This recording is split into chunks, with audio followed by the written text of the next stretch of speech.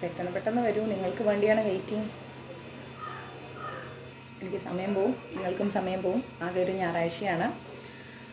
അപ്പോൾ ഗുരുവായൂർ മഞ്ജരീസിൻ്റെ പ്രഭാത മഞ്ജരിയിലേക്ക് എല്ലാവർക്കും സ്വാഗതം. ഇന്ന് 51 പേര്. ബാക്കി എല്ലാവരും എവിടെ പോയി?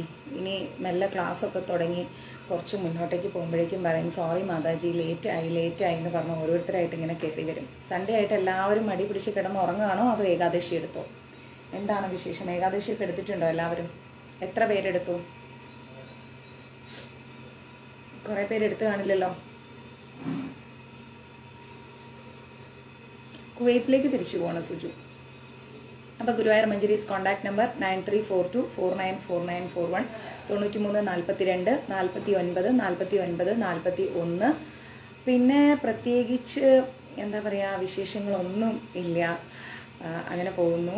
സൈന ചേച്ചിക്ക് ഇപ്പോഴാണ് വരുന്നത്. വനജ മാതാജി, സൈന ചേച്ചി, എല്ലാവരും. രമ്യ മാതാജി എടുത്തു. ഓക്കെ, ബാക്കി എത്ര പേരെടുത്തിട്ടുണ്ട്? എസ്താ സമ്പാടിക്കട അതെടുക്കും, അതെനിക്ക് നന്നായിട്ടറിയാം. കൃഷ്ണൻ എന്ന് പറഞ്ഞ ആള് വിടൂല. അതങ്ങനെ ഭഗവാനിലേക്ക് അങ്ങ് മൊത്തമായി ലയിച്ചു പോയ കുറച്ച് ആളുകളിൽ ഒരാളാണ് ഈ എസ്താ സമ്പാടിക്കണ്ടത്. വേറെ ഒന്നും ആളെ തലയിൽ കയറൂല. കൃഷ്ണൻ മഹാഭാരത യുദ്ധം ഇതൊക്കെ തന്നെ കേറത്തുള്ളൂ. അപ്പൊ അങ്ങനെയാണ്, അങ്ങനെ ഒരു കാറ്റഗറി ആൾക്കാരുണ്ട്. അപ്പൊ അവരെന്തായാലും എടുക്കും. രാധാ മാതാജി എടുത്തു, വനജ മാതാജി എടുത്തു, പിന്നെ ഷീന എടുത്തില്ല അല്ലേ? ബിന്ദു മാതാജി എടുത്തു, അർച്ചന എടുത്തു, പുഷ്പാമ്മ എടുത്തു, ഗീത മാതാജി എടുത്തു. കൈയും കാലും പൊക്കി കാണിക്കാതെ പെട്ടെന്ന് പറ ആരൊക്കെ ഏകാദശി എടുത്തേന്ന്. ഞങ്ങൾ ചിലപ്പം മറന്നു പോകും സുജു. അങ്ങനെ ഉറപ്പൊന്നും പറയാൻ പറ്റില്ല അല്ലേ? നമ്മൾ ചിലപ്പോൾ സുജു കുവൈത്ത് നിന്നൊക്കെ വരുമ്പോഴേക്കും നമ്മൾ മറന്നു പോകും. ദീപാ ചന്ദ്രൻ എടുത്തില്ല, സജി പ്രഭു എടുത്തു. അപ്പം അങ്ങനെയൊക്കെ. പിന്നെ ഒരു സ്പെഷ്യൽ അനൗൺസ്മെൻ്റ് ഉണ്ട്. നമ്മുടെ കൊല്ലത്തുള്ള ഒരു ക്ഷേത്രത്തിൽ നിന്ന് നമ്മളെ അവിടെയുള്ള ഒരുത്തർ കോണ്ടാക്ട് ചെയ്തിട്ടുണ്ട്. ഡീറ്റെയിൽ ഞാൻ FBയിൽ നമ്മുടെ പേജിലിടാം. അപ്പോൾ അവർക്കൊരു 50 ഗീത മഞ്ജരീസിലൂടെ ഡൊണേറ്റ് ചെയ്യാൻ സാധിക്കുമോ എന്ന് ചോദിച്ചിട്ടുണ്ട്. അപ്പോൾ കുറച്ച് ഡൊണേഷൻസ് എൻ്റെ കയ്യിലുണ്ട്. ഏകദേശം എനിക്ക് തോന്നുന്നു ഒരു 15ഓളം ഗീത ഓരോരുത്തർക്ക് കൊടുക്കണം എന്ന് പറഞ്ഞ് വെച്ചതുണ്ട്. അതിങ്ങനെ ഓരോരുത്തർക്കായിട്ട് ഞാൻ കൊടുത്തുകൊണ്ടിരിക്കുകയാണ്. ആരുടേത് കൊടുക്കുമ്പോഴും ലൈവ് ഇടാറുണ്ട്. പക്ഷേ എനിക്കിപ്പോൾ ഒരു 50 ഗീത ആ ക്ഷേത്രത്തിലെ നിർധനരായിരിക്കുന്ന ഗീത പഠിക്കുന്ന കുട്ടികൾക്ക് കൊടുക്കണം. അത് നമ്മൾക്ക് നേരിട്ട് തന്നെ കൊണ്ടുപോയി ക്ഷേത്രത്തിൽ കൊടുക്കാം. അതിനുവേണ്ടി നമ്മുടെ ഗ്രൂപ്പിൽ തന്നെ ഇപ്പോൾ 66 പേര് ലൈവ് കാണും. നിങ്ങൾ 50 പേര് ഓരോരുത്തർ വെച്ച് ഗീത ഡൊണേറ്റ് ചെയ്യുകയാണെങ്കിൽ എനിക്ക് 50 ഗീത കിട്ടും.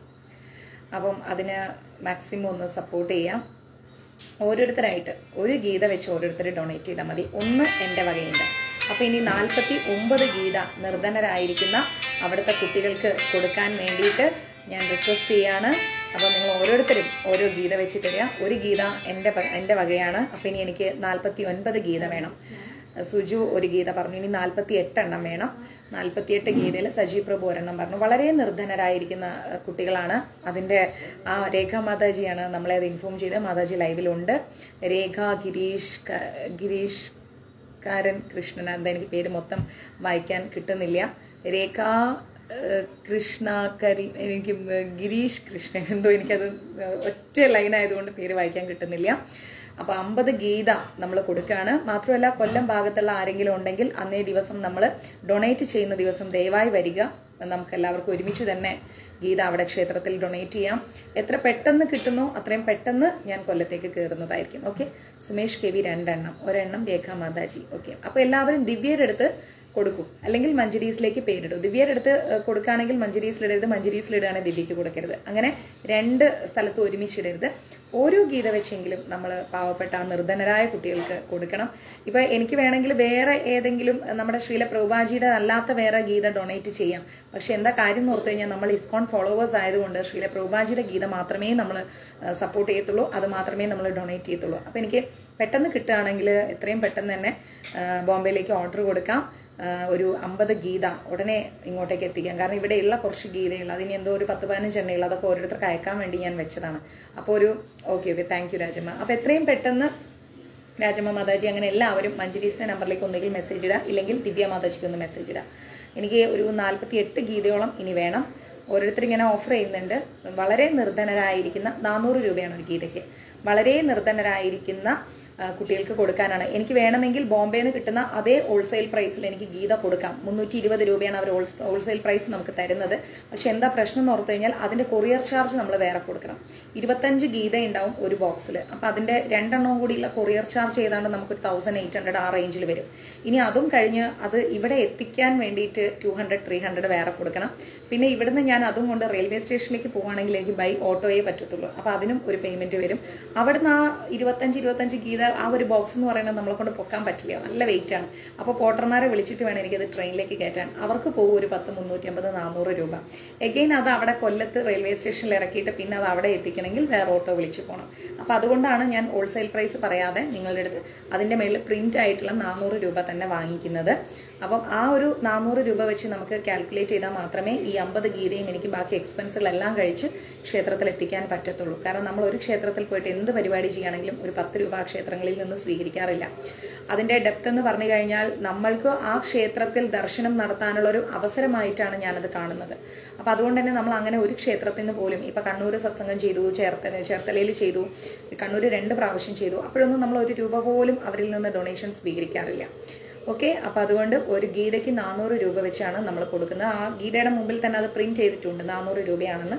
അപ്പം ദയവായി നിങ്ങൾ ഓരോരുത്തരായിട്ട് എനിക്ക് ഓരോ ഗീത ഓഫർ ചെയ്യാം. എത്രയും പെട്ടെന്ന് എനിക്കത് എന്താ പറയാ കൊടുക്കണം. നമ്മുടെ ഭഗവത്ഗീതയിൽ കാണാം, ഈ ഭഗവത്ഗീത യഥാരൂപം എഴുതി കഴിഞ്ഞ് ഫസ്റ്റത്തെ ഈ ഒരു പേജിൽ, ഈ പേജ് കഴിഞ്ഞ് ഇപ്പുറത്ത് നോക്കി അതിന്റെ താഴെ എഴുതി വെച്ചിട്ടുണ്ടാവും 400 രൂപ എന്ന്. അപ്പം 400 രൂപ വെച്ചിട്ടാണ്. അപ്പം ആരെങ്കിലും ഒരാൾ ദിവ്യ മാതാജി എന്നെ എടുത്തോട്ടെ എന്ന് ഞാൻ വിചാരിക്കുന്നു. അപ്പം ദിവ്യക്ക് ഇപ്പം തന്നെ തിരുപ്പതി യാത്രയും ഇതിൻ്റെയൊക്കെ കാൽക്കുലേഷൻ ഉണ്ട്. എന്നാൽ കൂടിയും 400 കരുവാ തമ്പുരാട്ടി ക്ഷേത്രം അല്ലേ? Okay Mataji, thank you so much. ഞങ്ങൾ ഗുരുവായൂർ മഞ്ജരീസിന് 50 ഗീതയുമായിട്ട് ഉടനെ അവിടെ എത്തുന്നതായിരിക്കും. ഗീത പഠിക്കാൻ താല്പര്യമുള്ള 50 നിർധനരായിരിക്കുന്ന കുട്ടികൾക്കാണ് മഞ്ജരീസിലൂടെ നമ്മൾ 50 ഗീത ഡൊണേറ്റ് ചെയ്യുന്നത്. എനിക്ക് ഒരുപാട് സന്തോഷമുണ്ട്. അപ്പം ഒരു ഗീതയ്ക്ക് 400 രൂപയാണ്. ഓക്കെ, അപ്പം അതുകൊണ്ട് എല്ലാവരും മാക്സിമം ഓരോ ഗീത വെച്ചിട്ടെങ്കിലും, 78 പേര് ഇപ്പം ലൈവിലുണ്ട്, ഓരോ ഗീത വെച്ചിട്ടെങ്കിലും എനിക്ക് ഡൊണേറ്റ് ചെയ്യാം. നമുക്ക് അവിടെ ആ ക്ഷേത്രത്തിൽ കൊടുക്കാം. പ്രത്യേകം ഓർക്കുക, കൊല്ലം, തിരുവനന്തപുരം ഭാഗത്തുള്ളവർ ആരെങ്കിലും ഒക്കെ അവിടെ ഉണ്ടെങ്കിൽ, എനിക്ക് ആരൊക്കെ ഉണ്ടെന്ന് അറിയില്ല, അപ്പൊ സജീവ് പ്രോ അവിടെ ഉണ്ട്, അങ്ങനെ ഉള്ളവരുണ്ടെങ്കിൽ ദയവായി ആ ക്ഷേത്രത്തിലേക്ക് വരിക. നമുക്ക് അവിടെ ലൈവ് ഇട്ട് ഓരോ കുട്ടികൾക്കായിട്ട് കൊടുക്കാം. Okay, Hare Krishna. Okay, thank you Divya Mataji. എല്ലാവരും മഞ്ജരീസിലേക്ക് അല്ലെങ്കിൽ ദിവ്യയ്ക്ക് മെസ്സേജ് ഇടും. മഞ്ജരീസിൽ കുറേ മെസ്സേജുകളുണ്ട്, ഞാൻ നോക്കാം, നോക്കി ഞാൻ ഓരോന്നിനായിട്ട് റിപ്ലൈ തരാം കേട്ടോ. അപ്പൊ അതൊക്കെയാണ് ഇന്നത്തെ വിശേഷം. ചില സാങ്കേതിക കാരണങ്ങൾ കൊണ്ട് കിച്ചൂട്ടിന് ഞാൻ എല്ലാ ഹാരം ചാർത്തുന്നത് നമ്മുടെ ഹൗസ് ഓണർ അപ്പയാണ്. അപ്പൊ ഇന്ന് അദ്ദേഹം ബ്രാഹ്മൺ തന്നെയാണ്. അപ്പൊ ഇന്ന് ഹാരം അണിഞ്ഞിരിക്കുന്നത് സുധൻ ഭരണിയുടെ പേരിലാണ് ഹാരം അണിഞ്ഞിരിക്കുന്നത്. ഡിസംബർ 7-നായിരുന്നു അവർക്ക് ഡേറ്റ് കൊടുത്തിരിക്കുന്നത്. അവരുടെ ഹാരമാണ് ഇപ്പോൾ അണിഞ്ഞിരിക്കുന്നത്. ഓക്കെ, സുധൻ ഭരണി കേട്ടോ, മറന്നു പോകരുത്. ഹരേ കൃഷ്ണ. എവിടേക്കാണ് അയക്കുക? നമ്മൾ എവിടത്തേക്ക് തന്നെ, മഞ്ജരീസിലേക്ക് തന്നെ അയക്കൂ. പൈസ നമുക്ക് മഞ്ജരീസിലേക്ക് തന്നെ അയക്കാം. ഓ തീർച്ചയായിട്ടും രേഖ മാതാജി, ധൈര്യമായിട്ട് അറിയിച്ചോളൂ. മഞ്ജരീസ് 50 ഗീത കൊണ്ടുവരുന്ന ക്ഷേത്ര കമ്മിറ്റി ഭാരവാഹികളെ അറിയിച്ചോളൂ. ഒന്നും പ്രശ്നമില്ല, ഞങ്ങൾ 50 ഗീത ഡൊണേറ്റ് ചെയ്യാം.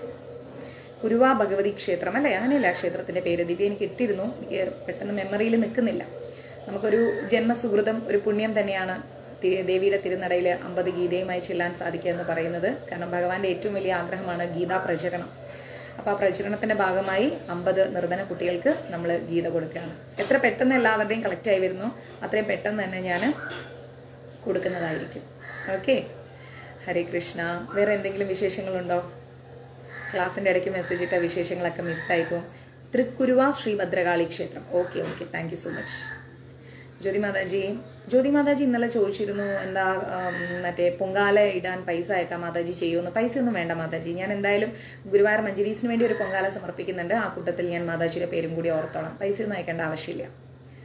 ഓക്കെ, പൊങ്കാല ഞങ്ങൾ ഇട്ടോളാം, ഒന്നും വിഷയമില്ല. അപ്പൊ ഇനിയിപ്പോൾ മാറ്റുകാൽ പൊങ്കാലയ്ക്ക് വളരെ ലിമിറ്റഡ് റൂംസേ ഉള്ളൂ. നിങ്ങൾക്ക് എല്ലാവർക്കും അറിയാം, നല്ല ടൈറ്റ് ഷെഡ്യൂളായിരിക്കും ആ സമയത്ത്. അവിടെ ഒരു കട പോലും തുറക്കില്ല, റോഡിലൊന്നും വാഹനങ്ങൾ ഉണ്ടാവില്ല. തലേ ദിവസം മുതലേ ട്രിവാൻഡ്രം സിറ്റി കംപ്ലീറ്റ് ബ്ലോക്ക് ആയിരിക്കും. അപ്പൊ നിങ്ങൾക്ക് താമസിക്കാനുള്ള റൂം, കുടിക്കാനുള്ള വെള്ളം, ചായ, കാപ്പി വേണമെങ്കിൽ അത്, ബ്രേക്ക്ഫാസ്റ്റ്, ലഞ്ച്, ഡിന്നർ, നിങ്ങളുടെ പൊങ്കാലക്കിടുന്ന വിളക്ക് മുതൽ എല്ലാ സാധനങ്ങളും, വിറക് വരയ്ക്കും മഞ്ജരീസ് അവിടെ റെഡിയാക്കിയിരിക്കും. ദയവായി എന്താ പറയാ, ഓക്കെ ഗീത മാതാജി, ദയവായി വേഗം പേര് കൊടുക്കുക. അല്ലാതെ അതിൻ്റെ ഇടയിൽ കയറിയിട്ട് ആരും പേര് കൊടുത്തു കഴിഞ്ഞാൽ നമുക്കൊന്നും ചെയ്യാൻ പറ്റില്ല. ഒരു കാരണവശാലും അതിൻ്റെ ഒരു ഇതും ചെയ്യാൻ കഴിയില്ല. കാരണം റൂമൊക്കെ വളരെ ലിമിറ്റഡ് ആണ്. പിന്നെ രണ്ടാമത്തെ കാര്യം എന്ന് പറയുമ്പോൾ നമ്മൾ മെയ് 1 തിരുപ്പതി പോകുന്നത്. അപ്പം തിരുപ്പതി പോകാൻ ഇനി ആരെങ്കിലും എന്താ പറയുക ബുക്കിംഗ് ചെയ്യാനുണ്ടെങ്കിൽ അതും ചെയ്യാം. 40 നമ്മൾ എടുത്തിരിക്കുന്ന നോസ്. അപ്പം മാക്സിമം എത്ര പെട്ടെന്ന് നിങ്ങൾ ബുക്കിംഗ് ചെയ്യാൻ സാധിക്കുമോ അത്രയും പെട്ടെന്ന് ബുക്കിംഗ് ചെയ്യുക. ഓക്കെ, തീർച്ചയായിട്ടും ജ്യോതി മാതാജി ഇന്നലത്തെ ലൈവ് മെസ്സേജിൽ ഞാനത് ശ്രദ്ധിച്ചു. മാതാജി ഇട്ടത് പൊങ്കാല ഇടാവൂ എന്ന്. തീർച്ചയായിട്ടും ഇടാം മാതാജി, ഒന്നും പ്രശ്നമില്ല. ദിവ്യ മാതാജിയുടെ കയ്യിൽ പേരും നാളും ഒക്കെ കൊടുത്തോളൂ. പ്രാർത്ഥിച്ച് ആറ്റുകാൽ അമ്മയ്ക്ക് ഒരു പൊങ്കാല സമർപ്പണം ചെയ്തോളാം. ഓക്കെ, പിന്നെ ഒരു ക്യാൻസർ രോഗിയായ കുട്ടിക്ക് വേണ്ടി മഞ്ജരീസിൽ ഒരമ്മ പ്രാർത്ഥിക്കാൻ പറഞ്ഞിട്ടുണ്ട്. ദയവായി എല്ലാവരും പ്രാർത്ഥിക്കുക. പിന്നെ ഈ വരുന്ന 24-ാം തീയതി എനിക്കൊരു ചെറിയൊരു കാര്യം നടക്കാനുണ്ട്. അത് നടന്നു കിട്ടിയാൽ ഗുരുവായൂരപ്പൻ്റെ അനുഗ്രഹം കൊണ്ട് നല്ലൊരു കാര്യമാണ്. അപ്പം നിങ്ങൾക്ക് എല്ലാവർക്കും വേണ്ടിയിട്ട് നിരന്തരം ഞാൻ പ്രാർത്ഥിക്കാറുണ്ട്. ഇപ്പോൾ ഞാൻ നിങ്ങൾക്ക് മുമ്പിലേക്ക് ഒരു പ്രാർത്ഥന റിക്വസ്റ്റ് വെക്കുകയാണ്. ആ 24-ാം തീയതി ഞാൻ വിചാരിച്ച ആ ഒരു വർക്കിൻ്റെ കാര്യം ഒന്ന് നടക്കണം. അപ്പം അതിന് വേണ്ടിയിട്ട് എല്ലാവരും ഒന്ന് മനസ്സുരുകി പ്രാർത്ഥിക്കുക, ചോദിക്കുക. ഓക്കെ, പിന്നെ മറ്റെന്തെങ്കിലും കാര്യങ്ങളുണ്ടോ? 40-ൽ കൂടുതലായി അല്ലേ? തിരുപ്പതിയിലേക്ക് 40-ൽ കൂടുതൽ ആൾക്കാരായി. അപ്പോൾ അതും കൂടെ ഇൻഫോം ചെയ്യാം. കാരണം ഇങ്ങനെയുള്ള കാര്യങ്ങളൊക്കെ എനിക്ക് ക്ലാസ്സിലെ ഇൻഫോം ചെയ്യാൻ പറ്റും. അല്ലാതെ അതിന് വേണ്ടിയിട്ടൊരു ലൈവ് ഇട്ടിട്ടൊന്നും പറയാൻ പറ്റില്ല.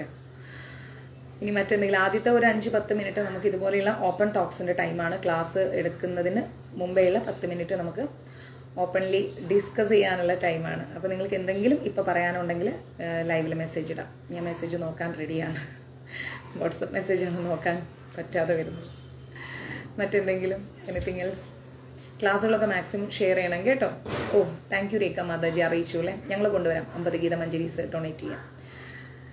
പ്രാർത്ഥിക്കണം 2 കാര്യങ്ങൾക്ക്. ക്യാൻസറായ ആ കുഞ്ഞിന് വേണ്ടിയിട്ടും ഞാൻ ഒരു കാര്യം മനസ്സിൽ വിചാരിച്ചിട്ടുണ്ട്. അതും കൂടെ ഒന്ന് നടക്കാൻ മാക്സിമം എല്ലാവരും ഒന്ന് പ്രാർത്ഥിക്കാം. ദിവ്യ മാതാജിയുടെ നമ്പർ ഷെയർ ചെയ്തുതരാം. ഇപ്പോൾ ക്ലാസ് കഴിഞ്ഞ ഉടനെ തന്നെ മഞ്ജരീസിൽ ഷെയർ ചെയ്യാം. ഓക്കെ, താങ്ക് യു അമ്മ. ഹരേ കൃഷ്ണ. ഇനി മറ്റെന്തെങ്കിലും ഉണ്ടോ? സന്തോഷേട്ടൻ പറയുന്നത് നടക്കുമെന്ന്. നടക്കണം സന്തോഷേട്ടാ. സായിറാം, നടക്കുമെന്ന് പറയുന്നുണ്ട്. കൃഷ്ണ, നടന്നു കിട്ടണം. പിന്നെ എല്ലാവരും ഹാപ്പിയാണല്ലോ അല്ലേ? ബാക്കി കാര്യങ്ങളൊന്നും ഇല്ലല്ലോ. എല്ലാവരും ഓക്കെയാണ്. മാക്സിമം ലൈവ് ഷെയർ ചെയ്യുക. ക്ലാസ്സുകൾ എത്രത്തോളം ഷെയർ ചെയ്യാൻ പറ്റുമോ അത്രത്തോളം ഷെയർ ചെയ്യുക. ഞാനിപ്പോൾ കഴിഞ്ഞ കുറച്ച് ദിവസം നോക്കിയപ്പോൾ ഷെയറിങ് വളരെ കുറവാണ്. എല്ലാവരും മടിയന്മാരായി വരികയാണോ എന്നൊരു സംശയമുണ്ട്. മാക്സിമം ഷെയർ ചെയ്യൂ കേട്ടോ. വേറെ എന്തെങ്കിലും? ഞാനിന്ന് ഉച്ചയ്ക്കൊരു 4 മണി വരേക്കും കുറച്ച് ബിസിയാണ്. 4-5 മണി വരേക്കും, 4 മണി 4:30 വരേക്കും. അപ്പോൾ അതിൻ്റെ ഇടയിൽ എന്തെങ്കിലും കാര്യങ്ങളുണ്ടെങ്കിൽ ഒന്ന് മെസ്സേജ് ഇട്ട് വെച്ചോളൂ, ഞാൻ നോക്കാം. 4 മണി വരേക്കും എനിക്ക് ചെറിയ 2 കാര്യങ്ങളുണ്ട്, വർക്കിൻ്റെ കാര്യങ്ങളാണ്. തീർച്ചയായിട്ടും ദീപ മാതാജിയുടെ അമ്മയ്ക്ക് വേണ്ടി പ്രത്യേകം പ്രാർത്ഥിക്കുന്നു. പിന്നെ അന്നദാനങ്ങളൊക്കെ നമ്മൾ ഇനി ഈ ആഴ്ച കഴിയാതെ സ്റ്റാർട്ട് ചെയ്യില്ല. കാരണം ഭഗവാന് നിവേദിച്ചിട്ടാണ് അന്നദാനം കൊണ്ടുവന്നത്. അപ്പോൾ എനിക്കിപ്പോൾ ഭഗവാന് നിവേദിക്കാൻ പറ്റാത്തൊരു സമയമാണ്. അപ്പോൾ ഈ ഒരാഴ്ച കഴിഞ്ഞിട്ട് അന്നദാനം സ്റ്റാർട്ട് ചെയ്യും. ഹാരം ഇപ്പം മുടങ്ങണ്ടെന്ന് ഓർത്തിട്ട് ഞാൻ ചെയ്യുന്നുണ്ട് കേട്ടോ. ഹാരം ഇടുന്നുണ്ട്. ഇനി ആരുടെങ്കിലുമൊക്കെ വിട്ടു പോയിട്ടുണ്ടെങ്കിലും അത് മുന്നോട്ട് വരും. ദിവസവും ലൈവ് കാണുക. രാവിലെയും വൈകിട്ടും നമ്മൾ ഓരോരുത്തരുടെ പേരിലാണ് ഹാരം അണിയുന്നത്. കാരണം ഇതിപ്പോൾ ലൈവിൽ പറയാൻ കാരണം വെച്ച് കഴിഞ്ഞാൽ ഓരോരുത്തരുടെ ഈ ഡൗട്ട്സ് കോൾസിനും ഞാൻ ഇങ്ങനെ ആൻസർ കൊടുത്തുകൊണ്ടേയിരിക്കണം. അപ്പോൾ പിന്നെ പ്രശ്നമില്ല. ലൈവിൽ പറയുമ്പോൾ നിങ്ങൾക്ക് എല്ലാവർക്കും അത് കിട്ടുമല്ലോ. ഓക്കെ, ഇങ്ങനെയാണ്. താങ്ക് യു സൈന ചേച്ചി. അതെ, ഇന്ന് നമ്മളുടെ ഷെയറിങ് 500 എത്തിക്കണം. നമ്മുടെ ടാർഗറ്റ് 500 ഇന്നലത്തത് 500 അപ്പോൾ ഇന്നും ലൈവ് നടന്നുകൊണ്ടിരിക്കെ തന്നെ നിങ്ങൾ ഷെയർ ചെയ്യുക. ഇപ്പം തന്നെ നിങ്ങൾക്ക് ഷെയർ ചെയ്യാൻ വേണ്ടിയിട്ട് ഉള്ള ഓപ്ഷൻ ഉണ്ട്. ക്ലാസ് തുടങ്ങുന്നതിൻ്റെ 10 മിനിറ്റ് മുമ്പേ തന്നെ നിങ്ങൾക്ക് നേരെ പേജിൽ കയറാൻ ഷെയർ ചെയ്യാം. ഫുൾ ബിസി അങ്ങനെയൊന്നും ഇല്ല സന്തോഷിച്ചിട്ട്. 2 ആഴ്ചയായിട്ടില്ലേ നമ്മളിങ്ങനെ, ഞാൻ വർക്കിന് ഒന്നിനും പോയിട്ടില്ല. കുറേ കമ്മിറ്റ്മെൻറ്റ്സ് ഉണ്ട് ലൈഫിൽ. കുറച്ചൊന്നല്ല, ആവശ്യത്തിലേറെ കമ്മിറ്റ്മെൻറ്റ്സ് ഉണ്ട്. ഇതെല്ലാം ഒന്ന് ഒരു കര പറ്റിക്കാൻ വേണ്ടിയിട്ട് ഓടിക്കൊണ്ടിരിക്കുകയാണ്. അതാണ് കാര്യം. പിന്നെ എന്തെങ്കിലും സാധനങ്ങളൊക്കെ ഇവിടുന്ന് അയച്ചിട്ട് നിങ്ങൾക്ക് കിട്ടിയിട്ടുണ്ടെങ്കിൽ മഞ്ജരീസിൻ്റെ നമ്പറിലേക്ക് ഒരു വാട്സപ്പ് മെസ്സേജ് തരണം കേട്ടോ. അപ്പോൾ എനിക്ക് ബില്ല് നോക്കി അയക്കാൻ എളുപ്പമായിരിക്കും. പിന്നെ വേറെ എന്തെങ്കിലും വിശേഷങ്ങൾ? ഒന്നുമില്ലെങ്കിൽ നമുക്കിപ്പോൾ ക്ലാസ് സ്റ്റാർട്ട് ചെയ്യാം. ഷെയർ ചെയ്തു. Okay, thank you Mataji. കുട്ടികൾക്കായിട്ടുള്ള ക്ലാസ് ഉണ്ട്. ഞാൻ വൈകുന്നേരം വന്നിട്ട് ക്ലാസ് എടുക്കാം കേട്ടോ. നമുക്ക് മഞ്ജരീസിൻ്റെ 3 അഡ്മിൻസിന് വേണ്ടിയിട്ട് ഒരു സെപ്പറേറ്റ് സിം എടുക്കണം. അത് അവരുടെ പേഴ്സണൽ നമ്പറിലാണ് ഇപ്പം കോൾസ് വന്നുകൊണ്ടിരിക്കുന്നത്. സെപ്പറേറ്റ് ഒരു സിം നമ്മൾ 3 പേർക്കും കൂടി കൊടുക്കാൻ ആലോചിക്കുന്നുണ്ട്. അത് കൊടുക്കുമ്പം അവർക്ക് കുറച്ചും കൂടെ മഞ്ജരീസിൻ്റെ കാര്യങ്ങളൊക്കെ അതിൽ മെസ്സേജ് വന്നോളുമല്ലോ. അപ്പം അങ്ങനെ ഞാനിപ്പോൾ ഇങ്ങനെ ആലോചിച്ചിരിക്കുകയാണ്. മറ്റെന്തെങ്കിലും ഉണ്ടോ വിശേഷങ്ങൾ? Prathibha Kumar. I am also naval vegetarian from Thrissur settle. മനസ്സിലായില്ല എന്താ ദേവദാസ് പ്രഭു എന്തോ മെസ്സേജ് ഇട്ടു, എനിക്ക് മനസ്സിലായില്ല അത്. നമ്മുടെ വാട്സപ്പ് ഗ്രൂപ്പിൽ അഡ്മിൻ്റെ സ്ഥാനത്തിലുണ്ട്, ദിവ്യയുടെ നമ്പർ ഉണ്ട്, എനിക്ക് അതിലെല്ലാവരും എടുത്താൽ മതി.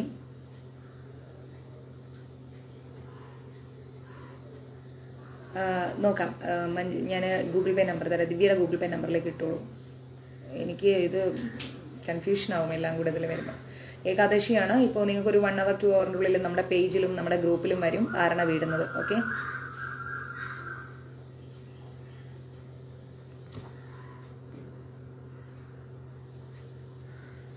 മനസ്സിലായില്ല എന്താ മാതാജി പറഞ്ഞത്? മാതാജി, ഞാനൊരു കാര്യം പറഞ്ഞാൽ അത് ശരിയാണോ തെറ്റാണോ എന്ന് അറിയോ? പോയല്ലോ അത്. തെറ്റാണോ എന്ന് എനിക്കറിയില്ല. പക്ഷെ ഒരുപാട് പേര് കഷ്ടപ്പെടുന്നവർക്ക് ഗ്രൂപ്പില്ല, ഉള്ളതും അല്ലാത്തവർക്കും വേണ്ടി ഒറ്റക്കെട്ടായി 5 മിനിറ്റെങ്കിലും ഒരുമിച്ചിരുന്ന് ഒന്ന് പ്രാർത്ഥിക്കുന്നത് നല്ലതല്ലേ എന്നാണോ?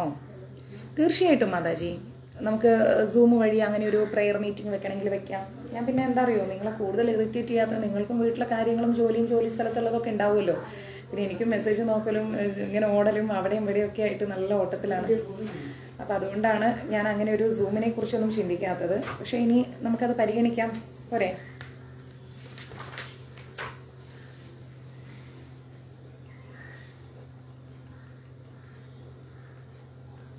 മാതാജി, ഞാനൊരു 1 hour കഴിഞ്ഞിട്ട് ഈ നമ്പറിലേക്ക് തിരിച്ചു വിളിക്കാം കേട്ടോ. ഹലോ, സർ, ഞാനൊരു 1 hour കഴിയുമ്പോഴത്തേക്ക് ഈ നമ്പറിലേക്ക് തിരിച്ചു വിളിക്കാം സർ, ലൈവ് ക്ലാസ്സിലാണ്. Okay sir, thank you. ഇനി എന്തെങ്കിലും, എനിക്ക് പിന്നെ ഒരു ഇമ്പോർട്ടൻ്റ് കാര്യം നിങ്ങളോട് പറയാനുള്ളത്, ദയവായി ഗുരുവായൂർ മഞ്ജരീസിലൂടെ യാതൊരു വിധത്തിലുള്ള ഗിഫ്റ്റുകൾ കൊടുക്കലും കൈമാറ്റം ചെയ്യലും ഒന്നും വേണ്ട. നിങ്ങളെല്ലാവർക്കും ഗിഫ്റ്റ് കൊടുക്കുന്നതൊക്കെ എനിക്ക് ഭയങ്കര ഇഷ്ടമാണ്. പക്ഷെ അത് നമ്മൾ അറിഞ്ഞുകൊണ്ട് ചെയ്യുന്നത് നന്നായിരിക്കും. കാരണം എന്താണെന്നറിയോ, എപ്പോഴാണ് ഹ്യൂമൻ ബീയിങ്ങിൻ്റെ ക്യാരക്ടർ മാറുന്നതെന്ന് പറയാൻ പറ്റില്ല. ഇതെനിക്ക് സന്തോഷേട്ടൻ പഠിപ്പിച്ച നല്ലൊരു വേർഡിങ്സ് ആണ്. അദ്ദേഹം എന്നോട് എപ്പോഴും പറയുന്നൊരു കാര്യമുണ്ട്, കുട്ടി നീ വളരെയധികം ശ്രദ്ധിക്കണം. ആളുകൾ എപ്പോൾ അവരുടെ സ്വഭാവം മാറുമെന്ന് പറയാൻ പറ്റില്ല. ഈവൻ നിൻ്റെയും മാറാം, എൻ്റെതും മാറാം, മറ്റുള്ളവരുടെയും മാറാം. അപ്പം എപ്പോഴും ഒരു ശ്രദ്ധ വളരെ നന്നായിട്ട് വേണം എന്ന് എനിക്ക് എന്നും കിട്ടുന്ന ഒരു ഉപദേശമാണ്. അതിൻ്റെ അടിസ്ഥാനത്തിൽ ഞാൻ പറയുന്നു, ദയവായി നിങ്ങൾ പരസ്പരം ഗിഫ്റ്റ് കൈമാറരുത്. അങ്ങനെ മാറാൻ താല്പര്യമുള്ളവരുണ്ടെങ്കിൽ എന്നെ ഒന്ന് അറിയിച്ചിട്ട് മാറിക്കോളൂ, അത് നന്നായിരിക്കും. കാരണം നാളെ പിറ്റേന്ന് എന്തെങ്കിലും ഒരു ടോക്സ് മീൻസ് നിങ്ങൾ ആർക്കെങ്കിലും എന്തെങ്കിലും ഗിഫ്റ്റ് ചെയ്തു. ഇപ്പം കഴിഞ്ഞ ദിവസം തന്നെ ഒരു മാതാജിക്ക് ഒരു എന്താ പറയുക ബ്രേസ്ലെറ്റ് ഗിഫ്റ്റ് ചെയ്തു. അപ്പം എൻ്റെ അടുത്ത് അത് ഇൻഫോം ചെയ്തിട്ടില്ലായിരുന്നു. നാളെ പിറ്റേന്ന് അത് മിസ്സായതാണെന്ന് ഒരു അലിഗേഷൻ വന്നു കഴിഞ്ഞാൽ ആസ് എ ചെയർമാൻ എന്ന നിലയ്ക്ക് ഞാൻ ഇടപെടേണ്ടി വരും. അപ്പം അങ്ങനെയുള്ള ടെൻഷൻസ് ഒന്നും ദയവായി എനിക്ക് തരരുത്. നിങ്ങളെല്ലാവരും സ്നേഹത്തോടെ ഐക്യത്തോടെ പോവാം. പക്ഷേ എന്തെങ്കിലുമൊക്കെ കൊടുക്കൽ വാങ്ങലുകൾ അത് വേണ്ട. പിന്നെ പേഴ്സണലി ആരും നമ്മുടെ ട്രസ്റ്റ് അറിയാതെ പൈസ പിരിക്കുന്ന ഏർപ്പാടൊന്നും പാടില്ല. നമ്മളെ ട്രസ്റ്റിന്റെ മുമ്പിൽ വരുന്ന റിക്വസ്റ്റുകൾ ജെന്യൂൻ ആണെങ്കിൽ ഞാൻ അതെടുത്ത് ലൈവ് ഇടാറുമുണ്ട്. അതുവഴി കിട്ടുന്നവരുടെ പേര് സഹിതം വായിക്കാറുമുണ്ട്. അത് കൃത്യമായി ലൈവ് ഇട്ട് കൊടുക്കേണ്ടടുത്ത് കൊടുക്കാറുമുണ്ട്. അല്ലാതെയുള്ള പേഴ്സണൽ എമൗണ്ട് കളക്ഷൻസ് ഒന്നും പാടില്ല. അങ്ങനെ വല്ലതും ഉണ്ട് എങ്കിൽ ദയവായി നിങ്ങളുടെ ആരുടെയും ശ്രദ്ധയിൽപ്പെടുകയാണെങ്കിൽ എന്നെ ഒന്ന് അറിയിക്കണം. കാരണം നമുക്കെല്ലാം വളരെ കൃത്യമായി വെടിപ്പായി തന്നെ പോകണമെന്ന് എന്താ പറയുക എനിക്ക് നിർബന്ധമുണ്ട്. ഓക്കെ, ഹരികൃഷ്ണ മാതാജി, അച്ഛൻ മരിച്ചിട്ട് 23 ദിവസമായുള്ളൂ. അല്ല, നമുക്ക് പൊങ്കാല വരുന്നത് ഫെബ്രുവരിയിലല്ലേ പൊങ്കാല, അപ്പോഴേക്ക് ഇടാം മാതാജി, ഒന്നും കുഴപ്പമില്ല കേട്ടോ. വേറെ വിശേഷങ്ങളൊന്നും ഇല്ലല്ലോ, എല്ലാവരും ഹാപ്പി ആണല്ലോ. അപ്പം നമുക്ക് ക്ലാസ് സ്റ്റാർട്ട് ചെയ്താലോ. ഗുരുവായൂർ മഞ്ജരീസിലൂടെ നമ്മൾ എടുക്കുന്ന ക്ലാസ് ശ്രീല പ്രഭുപാജിയുടെ ക്ലാസ്സാണ്. ഏറ്റവും കൂടുതൽ ലോകത്ത് എന്താ പറയാ നോക്കാം ത്രിവേണിയമ്മ, ഏറ്റവും കൂടുതൽ ഗീത പല ഭാഷകളിൽ പരിഭാഷണ ചെയ്തിട്ട് ഏറ്റവും കൂടുതൽ വിറ്റുപോകുന്ന ഒരു ഗീതയാണ് നമ്മുടെ ശ്രീല പ്രഭുപാജിയുടെ ഗീത. കാരണം അത് അത്രയും ഡെപ്തിൽ നമ്മൾക്ക് വളരെ സിമ്പിളായിട്ട് മനസ്സിലാക്കാൻ സാധിക്കുന്ന ഗീതയാണത്. നമ്മുടെ കൈകളിൽ എന്നും നമ്മളൊരു ഗീത വെച്ചിട്ട് വേണം ഈ ക്ലാസ് അറ്റൻഡ് ചെയ്യാൻ. അപ്പം നിങ്ങൾക്കും അത് മനസ്സിലാവും. ഓരോ പേജ് എടുക്കും തോറും അതിൽ നിന്ന് ആയിരക്കണക്കിന് അർത്ഥങ്ങളാണ് നമ്മൾ പഠിച്ചുകൊണ്ടിരിക്കുന്നത്. ഭഗവത്ഗീത എന്ന് പറയുന്നതും ശ്രീമദ് ഭാഗവതം എന്ന് പറയുന്നതും ഒരിക്കലും ഒരു മനുഷ്യ ആയുസിൽ പഠിച്ചു തീരാനാവാത്ത ഗ്രന്ഥങ്ങളാണ്. അത് പ്രത്യേകം നമ്മൾ ഓർക്കുക. 7 ദിവസത്തെ ഗീതാ പഠനം, 5 ദിവസത്തെ ഗീതാ പഠനം ഇതോടൊന്നും ഞാൻ ഒട്ടും പൊരുത്തപ്പെടുന്നില്ല.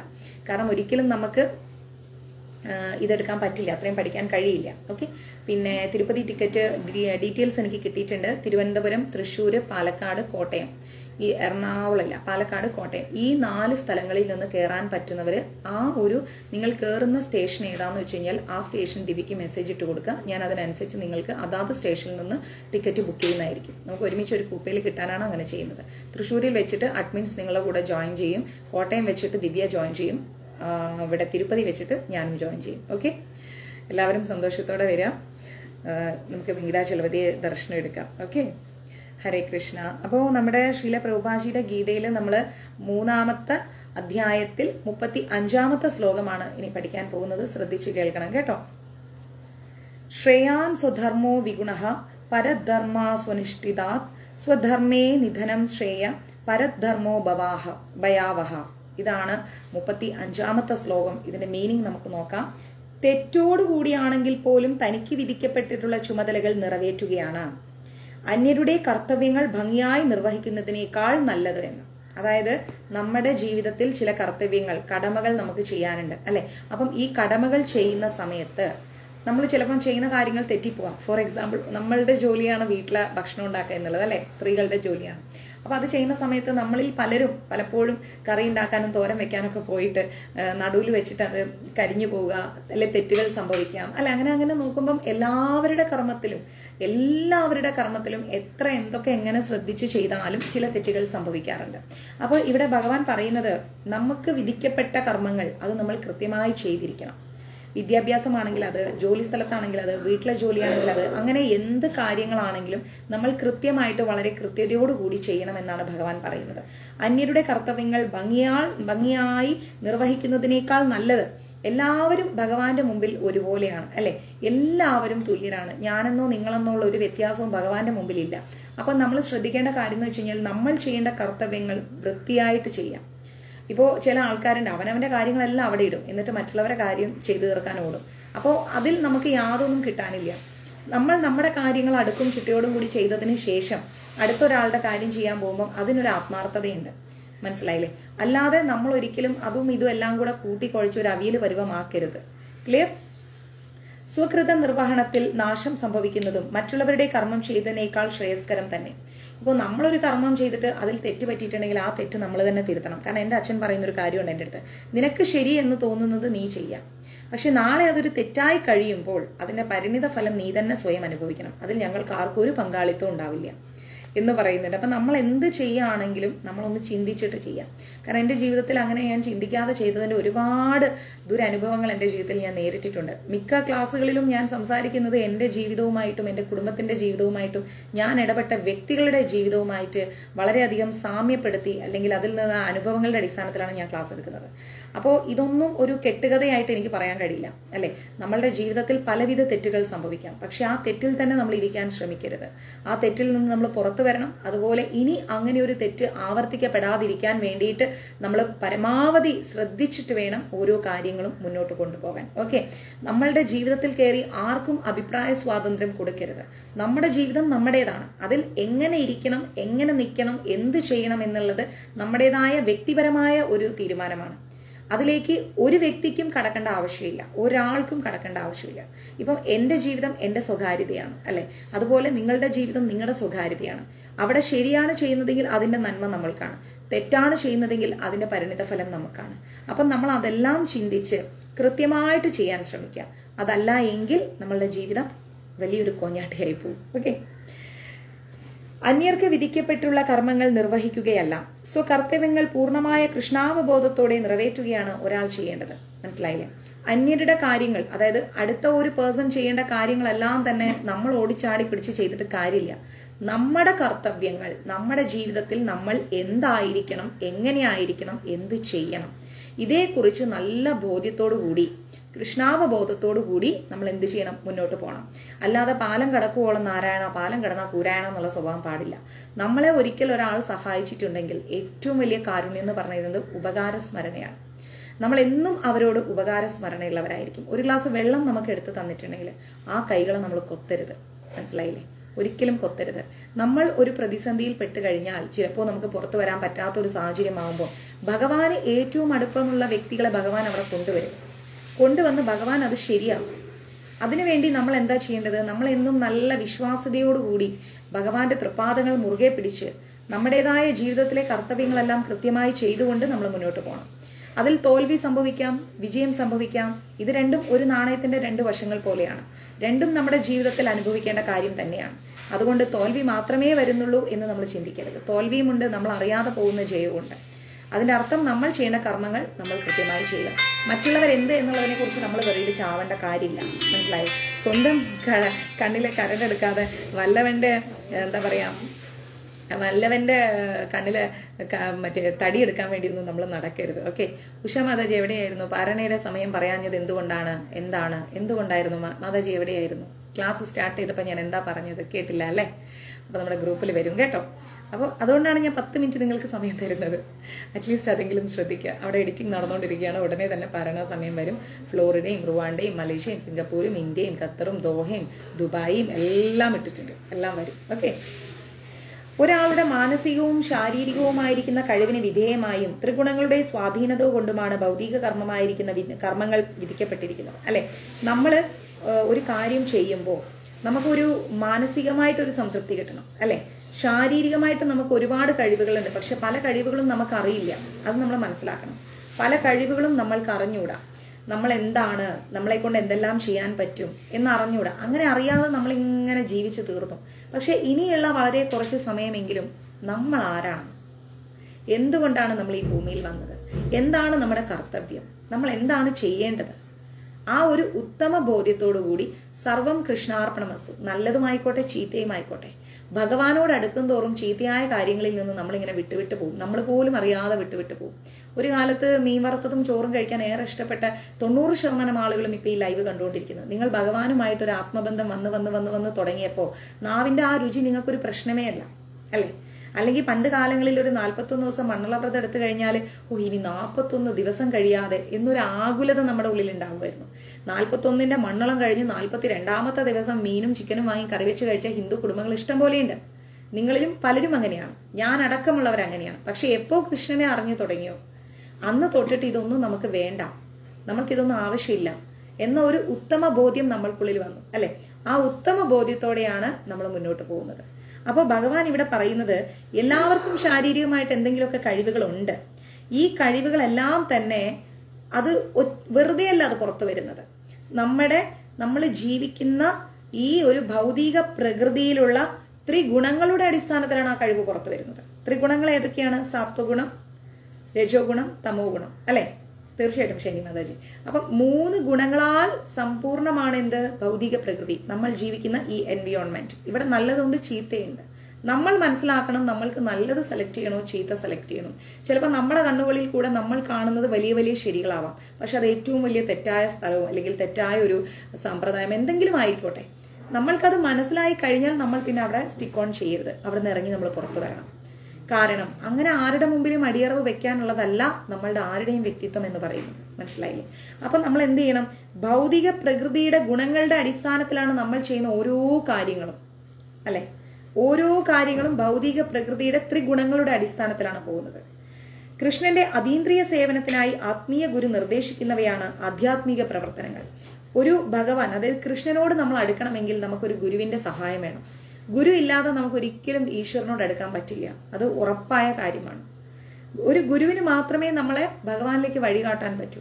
അങ്ങനെ നോക്കുമ്പോൾ നമ്മൾക്ക് ഒരു ഗുരുക്കന്മാരല്ല നമ്മുടെ ജീവിതത്തിലുള്ളത്, അനേകായിരം ഗുരുക്കന്മാർ നമ്മുടെ ജീവിതത്തിലുണ്ട്. ഇല്ലേ? ഇപ്പോ ഇസ്കോൺ അറിയുന്ന സമയത്ത് ഞാൻ സുന്ദർ പ്രഭുവിന്റെ ക്ലാസ് കേട്ടു. അത് കഴിഞ്ഞ് ജഗസാക്ഷി പ്രഭുവിന്റെ ക്ലാസ് കേട്ടു. പിന്നെ ഭക്തി വിനോദ് മഹാരാജിന്റെ ക്ലാസ് കേട്ടു. അത് കഴിഞ്ഞിട്ട് രാധേശ്യാം പ്രഭുവിന്റെ കേട്ടു. അങ്ങനെ നിരവധി ഭക്തന്മാരുടെ ക്ലാസ്സുകൾ കേട്ട് അവസാനം ശ്രീല പ്രഭുപാജിയുടെ പുസ്തകങ്ങളൊക്കെ വായിക്കാൻ തുടങ്ങി. അത് കഴിഞ്ഞ് ജയപതാക് മഹാരാജിന്റെ ക്ലാസ് കേൾക്കാൻ തുടങ്ങി. അങ്ങനെ പല ഗുരുക്കന്മാര് നമ്മളെ ഇങ്ങനെ വഴിതിരിച്ച് കൊണ്ടുപോവാണ്. അവിടെ ശരി ഏത് തെറ്റേത് എന്നൊന്നും നമ്മൾ അന്വേഷിക്കേണ്ട ആവശ്യമില്ല. കാരണം എന്താണെന്ന് പറയുക, കൃഷ്ണനോടാണ് നമ്മൾ അടുക്കുന്നത് എങ്കിൽ തെറ്റിലേക്ക് ഭഗവാൻ നമ്മളെ കൊണ്ടുപോകില്ല. നമ്മളെങ്ങനെ പിന്നിൽ നിന്ന് ആരോ പിടിച്ചു വലിക്കും, വേണ്ട വേണ്ട വേണ്ട എന്ന് പറഞ്ഞിട്ട്. അങ്ങനെ കൃഷ്ണൻ നമുക്ക് ഒരു പ്രൊട്ടക്ഷൻ തന്നുകൊണ്ടേയിരിക്കും. അപ്പൊ നമ്മൾ ചെയ്യുന്ന ഏത് പ്രവൃത്തികളുമായിക്കോട്ടെ അത് കൃഷ്ണനുമായി ബന്ധപ്പെടുത്തി നമ്മൾ ചെയ്യണം. മനസ്സിലാവുന്നുണ്ടോ? ഭൗതികമായാലും ആധ്യാത്മികമായാലും തനിക്ക് വിധിക്കപ്പെട്ട കർമ്മങ്ങളിൽ തന്നെ മരണം വരെ ഉറച്ചു നിൽക്കുന്നതാണ് മറ്റുള്ളവരെ അനുകരിക്കുന്നതിനേക്കാൾ നല്ലത്. അല്ലെ? നമ്മൾക്കൊരു കർമ്മമുണ്ട് ഈ ജീവിതത്തിൽ. നമ്മൾ അതിൽ ഉറച്ചു നിൽക്കുക. മരണം വരേക്കും നമ്മൾ ചെയ്യേണ്ട കർമ്മങ്ങൾ കൃത്യമായിട്ട് ചെയ്യാം. അതിന്റെ പ്രതിഫലം നമ്മൾ ഇച്ഛിക്കരുത്. മക്കളെ നോക്കിയിട്ട് അവർ നാളെ നമ്മളെ തിരിച്ചു നോക്കുന്നത് നമുക്ക് ഒരു ഉറപ്പുമില്ല. എന്തെങ്കിലും ഉറപ്പുണ്ടോ? ഒരു ഉറപ്പുമില്ല. നമ്മൾ വാരിക്കോരി കൊടുക്കുന്ന സഹോദരങ്ങള് അവര് ഇല്ലാത്ത കാലത്ത് അവർക്കൊന്നും ഇല്ലാത്ത കാലത്ത് അവര് നമ്മളെ സ്നേഹിക്കും, നമ്മളെ വിളിക്കും, അന്വേഷിക്കും, ചോദിക്കും, പറയുകയൊക്കെ ചെയ്യും. പക്ഷെ അവർക്ക് എന്തെങ്കിലുമൊക്കെ ആയിക്കഴിഞ്ഞാൽ നമ്മൾ ചെയ്തിരിക്കുന്നതായ എല്ലാ സഹായവും അവർ മറന്നുപോകും. യാതൊരു സംശയവും. അത് ഒരു വ്യക്തിയെ നമ്മൾ കുറ്റം പറഞ്ഞിട്ട് കാര്യമില്ല. ഈ ലോകത്തിന്റെ കിടപ്പ് അങ്ങനെയാണ്. ഈ ഭൗതിക പ്രകൃതിയുടെ രീതി അതാണ്. അതുകൊണ്ട് തന്നെ നമ്മൾ ആർക്ക് എന്ത് ചെയ്താലും അതിൽ നിന്നൊരു റിട്ടേൺ നമ്മൾ പ്രതീക്ഷിക്കരുത്. ഒരിക്കലും പ്രതീക്ഷിക്കരുത്. അത് വളരെ മോശമാണ്. അതേസമയം നമ്മൾക്കൊരാളൊരു കാര്യം ചെയ്തു തന്നാൽ ആ ചെയ്തു തരുന്ന വ്യക്തിയോട് എപ്പോഴും നമ്മൾ ഉപകാര സ്മരണയുള്ളവരായിരിക്കണം. മനസ്സിലാവുന്നുണ്ടോ? ഇപ്പോ പല കുടുംബങ്ങളിലും കണ്ടുവരുന്നുണ്ട്, കല്യാണം കഴിഞ്ഞ് ഒരു പയ്യൻ ഭാര്യയും കൊണ്ട് വീട്ടിൽ വന്നു കഴിഞ്ഞാൽ മാക്സിമം ഒരു 6 മാസം, അത് കഴിയുമ്പോൾ അവർ തനിയെ വീടെടുത്ത് പോകുന്നു. പിന്നെ ഈ വീട്ടിലുള്ള അച്ഛന്റെയും അമ്മയുടെയും കാര്യങ്ങൾ ആര് നോക്കും? നമ്മൾ മനസ്സിലാക്കേണ്ടത് ഒരു ജന്മം മുഴുവൻ നമ്മൾ ഇന്ന് ഒരു ഭർത്താവിനെ ഒരു പെണ്ണ് കാണാൻ വരുമ്പം ആ ചെക്കന്റെ സ്വഭാവം നമുക്ക് അപ്പം അറിഞ്ഞൂടാ. അറിയോ? പിന്നെ എങ്ങനെയാണ് നമ്മൾ ആ പെണ്ണ് ഉറപ്പിക്കുന്നത്, കല്യാണം ഫിക്സ് ചെയ്യുന്നത്? ആ ചെക്കന്റെ ഒന്നും അവര് വീട്ടിൽ എങ്ങനെയാണെന്ന് പോലും നമുക്ക് അറിഞ്ഞൂടാ. പല ആളുകൾ പലതും പറഞ്ഞു കേട്ട ഒരു അറിവ്. പക്ഷെ എന്നിട്ടും നമ്മൾ first impression is the best impression. നമ്മൾ ആദ്യം നോക്കുന്ന അവന്റെ ജോലി എന്താണ്, അവന്റെ എഡ്യൂക്കേഷൻ ക്വാളിഫിക്കേഷൻ എന്താണ്, അതുപോലെ അവന് എത്ര സാലറി ഉണ്ട്, ഫാമിലി വിസ കിട്ടുമോ, പുറത്തുള്ള ഒരാളാണെങ്കിൽ അത് കിട്ടുമോ, വീട്ടിൽ ആരൊക്കെയുണ്ട്, സ്വന്തം വീടാണോ, എത്ര ശമ്പളം ഉണ്ട്, ഇതൊക്കെയാണ് പുറമേയുള്ള നമ്മുടെ എൻക്വയറി. ഇതെല്ലാം നോക്കി ജാതകവും കൂടി പൊരുത്ത് 8ൽ 8 പൊരുത്തമുണ്ടെന്നും പറഞ്ഞുകൊണ്ട് നമ്മൾ അങ്ങ് കെട്ടിച്ചു കൊടുത്ത് 6ാം പക്കം നാളിൽ പെണ്ണ് വന്ന് വീട്ടിയിരിക്കും. അങ്ങനെയും ചില സാഹചര്യങ്ങളുണ്ട്. അപ്പൊ നമ്മൾക്കൊരിക്കലും ഒരു വ്യക്തിയുടെ ഉള്ളിലേക്ക് ആഴ്ന്നിറങ്ങിയിട്ട് ആ വ്യക്തിയുടെ മനസ്സിലൂടെ എന്ത് കടന്നു പോകുന്നു എന്നുള്ളത് കണ്ടുപിടിക്കാൻ പറ്റില്ല. ഒരാൾക്കും പറ്റില്ല. പക്ഷേ ഭഗവാനോടാണ് നമ്മൾ അടുക്കുന്നത് എങ്കിൽ ഭഗവാൻ ഒരിക്കലും നമ്മളെ തെറ്റായ ഒരു സ്ഥലത്ത് നിർത്തില്ല. അത് എന്റെ ഏറ്റവും വലിയ അനുഭവമാണ്. ഏറ്റവും വലിയൊരു അനുഭവമാണത്. എങ്ങനെയെങ്കിലും നമ്മൾ അതിൽ നിന്ന് ഭഗവാൻ പുറത്തു കൊണ്ടുവരും. അപ്പൊ ഭഗവാൻ നമ്മളെ രക്ഷിക്കുന്നില്ല, അല്ലെങ്കിൽ നമ്മുടെ പ്രാർത്ഥന ഭഗവാൻ കേൾക്കുന്നില്ല എന്നൊരു കംപ്ലൈന്റ് നമുക്ക് വേണ്ട. എല്ലാം അദ്ദേഹം അറിയുന്നുണ്ട്. കാലകാലങ്ങൾക്കനുസരിച്ച് നമ്മുടെ ജീവിതത്തിൽ അദ്ദേഹം പടിപടിയായി മാറ്റങ്ങൾ കൊണ്ടുവരുന്നുണ്ട്. ആ ഭഗവാന് നമ്മളോട് കൈക്കൂലി കൊടുക്കാൻ പറഞ്ഞിട്ടില്ല. നമ്മളോട് അദ്ദേഹം ഒന്നും ആവശ്യപ്പെട്ടിട്ടില്ല. രാധേ കൃഷ്ണ എന്ന നാമം മാത്രം നമ്മൾ ജപിക്കുക. അല്ലെങ്കിൽ ഹരേ കൃഷ്ണ എന്ന് ജപിക്കുക. ഹര എന്ന് പറഞ്ഞാൽ തന്നെ ശ്രീമതി രാധാറാണിയാണ്. അപ്പൊ ആ ഒരു നാമത്തിലൂടെ ഭഗവാൻ നമുക്ക് സുഗമമായ ഒരു ജീവിതമാണ് നമ്മുടെ മുമ്പിൽ തരാൻ പോകുന്നത്. എന്തായാലും ഈ ഭൂമിയിൽ നമ്മൾ ജനിച്ചു, നമ്മൾ ചെയ്യേണ്ട കുറെ കർമ്മങ്ങളുണ്ട്. ആ കർമ്മങ്ങൾ കൃത്യമായി ചെയ്തിട്ട് നമ്മൾ എന്ത് ചെയ്യാം, എന്നും ഭഗവാനോടൊരു ആത്മസമർപ്പണത്തോടു കൂടി നമ്മൾ മുന്നോട്ട് പോവാം. അല്ലാതെ നമ്മുടെ കാര്യങ്ങൾക്ക് വേണ്ടി മാത്രം കയറി ചെല്ലാൻ ഉള്ള ഒരിടമല്ല ഗുരുവായൂർ ക്ഷേത്രവും നമ്മുടെ പൂജാ റൂമും ഒന്നും. മനസ്സിലായില്ലേ? ഒരിക്കലും നമ്മുടെ പൂജാ റൂമും ഗുരുവായൂർ അമ്പലം പോലെയുള്ള നടകളൊന്നും നമുക്കൊരു ആവശ്യം വരുമ്പോൾ കയറി ചെല്ലാനുള്ളതല്ല. എന്നും ഡെഡിക്കേറ്റഡ് ആയിട്ട് ഭഗവാനോട് അടുത്തുകൊണ്ടിരിക്കുക. നമ്മുടെ ജോലിക്കാരനല്ല ഭഗവാൻ കൃഷ്ണൻ. നമ്മുടെ ആവശ്യങ്ങൾ നിറവേറ്റി തരുന്ന നമ്മുടെ ഒരു ലോക്കൽ ഗാർഡിയനുമല്ല അദ്ദേഹം. അദ്ദേഹം പരമ ദിവ്യോത്തമ പുരുഷനാണ്. അഖില കോടി ബ്രഹ്മാണ്ഡ നായകനാണ്. എല്ലാ ലോകങ്ങൾക്കും അധിപതിയാണ്. അദ്ദേഹത്തിന്റെ കൈകളിൽ ഇല്ലാത്തതൊന്നും തന്നെ ഈ ലോകത്തില്ല. ഈ ലോകത്തുള്ളതെല്ലാം അദ്ദേഹത്തിന്റെ കൈകളിലുള്ളതുമാണ്. അപ്പൊ അങ്ങനെ ഇരിക്കുമ്പോൾ നമ്മൾ എങ്ങനെയാണ് ഒരു ഹോസ്പിറ്റലിൽ പോയാൽ നേഴ്സിനോട് ഇടപെടുന്നത്, അതേസമയം ആ ഒരു ചീഫ് ഡോക്ടറിനോട് ഇടപെടുന്നത് വ്യത്യാസമുണ്ട് അല്ലെ? അപ്പൊ അതേ ഒരു ബഹുമാനത്തോടെയും സ്നേഹത്തോടെയും കരുതലോടും കൂടി നമ്മൾ എന്ത് ചെയ്യാം, ഭഗവാനുമായിട്ടൊരു ആത്മബന്ധം നിലനിർത്തുക. അങ്ങനെ നിലനിർത്തുമ്പോൾ ജീവിതത്തിൽ ഒരിക്കലും തോറ്റുപോകില്ല. നമ്മളുടെ തോന്നലാണ് നമ്മൾ എവിടെ എത്തിയില്ല. നമ്മൾ എന്താ പറയാ, തീർച്ചയായിട്ടും ഷൈനി മാതാജി മജ്‌ലിസിന്റെ തുടക്കം മുതലുള്ള അനുഭവം ഇഷ്ടം പോലെയാണ്. അപ്പോൾ നമ്മൾ എന്ത് ചെയ്യുക, ഭഗവാനുമായിട്ടൊരു അൺകണ്ടീഷണൽ ലവ്, എന്താ പറയാ, യാതൊരു ഉപാധികളും ഇല്ലാത്ത ഒരു പ്രേമം, അത് ഭഗവാനുമായിട്ട് നമ്മൾ വെക്കുക. നമ്മുടെ ജീവിതത്തിൽ വരുന്ന കുഞ്ഞു കുഞ്ഞു പ്രശ്നങ്ങളൊക്കെ കാണുന്ന സമയത്ത് നമ്മൾ വിചാരിക്കും, അയ്യോ എനിക്കൊരിക്കലും സമാധാനമില്ല എന്നൊന്നും നമ്മൾ ചിന്തിക്കരുത്. മനസ്സിലായില്ലേ? ഒരിക്കലും നമ്മൾ നല്ല മനസ്സുള്ള ഒരാൾക്ക് ദൈവത്തിനെ കൂട്ടുപിടിക്കേണ്ട ആവശ്യമുണ്ടോന്ന്, നല്ല മനസ്സാണെന്ന് നമുക്ക് എങ്ങനെ അറിയാൻ പറ്റും? ദൈവത്തിനെ നമ്മൾ കൂട്ടുപിടിക്കാൻ ഒരിക്കലും പറഞ്ഞിട്ടില്ല. ദൈവത്തിനെ കൂട്ടുപിടിച്ചിട്ട് ചെയ്യേണ്ട ഒരു കാര്യങ്ങളും ഈ ഭൂമിയിൽ അദ്ദേഹത്തിനോട് ഒരു ആത്മസമർപ്പണ മനോഭാവത്തോടെ നിൽക്കാനേ പറഞ്ഞിട്ടുള്ളൂ. മനസ്സിലായില്ലേ? നല്ല മനസ്സാണ് എന്നും പറഞ്ഞുകൊണ്ട് നമ്മളല്ലല്ലോ നമ്മുടെ മനസ്സിന് വാല്യൂ ചെയ്യേണ്ടത്. നമ്മൾ നമ്മളിലേക്ക് തന്നെ ഒന്ന് നോക്കുകയാണെങ്കിൽ നമ്മുടെ ശരികൾ മാത്രമേ കാണൂ. നമ്മളെ തെറ്റുകൾ എപ്പോഴെങ്കിലും നമ്മൾ കണ്ടിട്ടുണ്ടോ? തിരുത്താൻ ശ്രമിച്ചിട്ടുണ്ടോ? ഇല്ല. അപ്പോഴും നമ്മൾ വാദിക്കാനേ നിൽക്കത്തുള്ളൂ. മനസ്സിലായില്ലേ? വാദിക്കാനേ നിൽക്കൂ. അപ്പൊ അങ്ങനെയുള്ള വാദപ്രതിവാദങ്ങൾ ഒഴിവാക്കിയിട്ട് നമ്മളൊരു തൃണത്തേക്കാൾ താഴെയാണെന്നുള്ള ബോധത്തോടെ ജീവിക്കണം. മനസ്സിലായില്ലേ?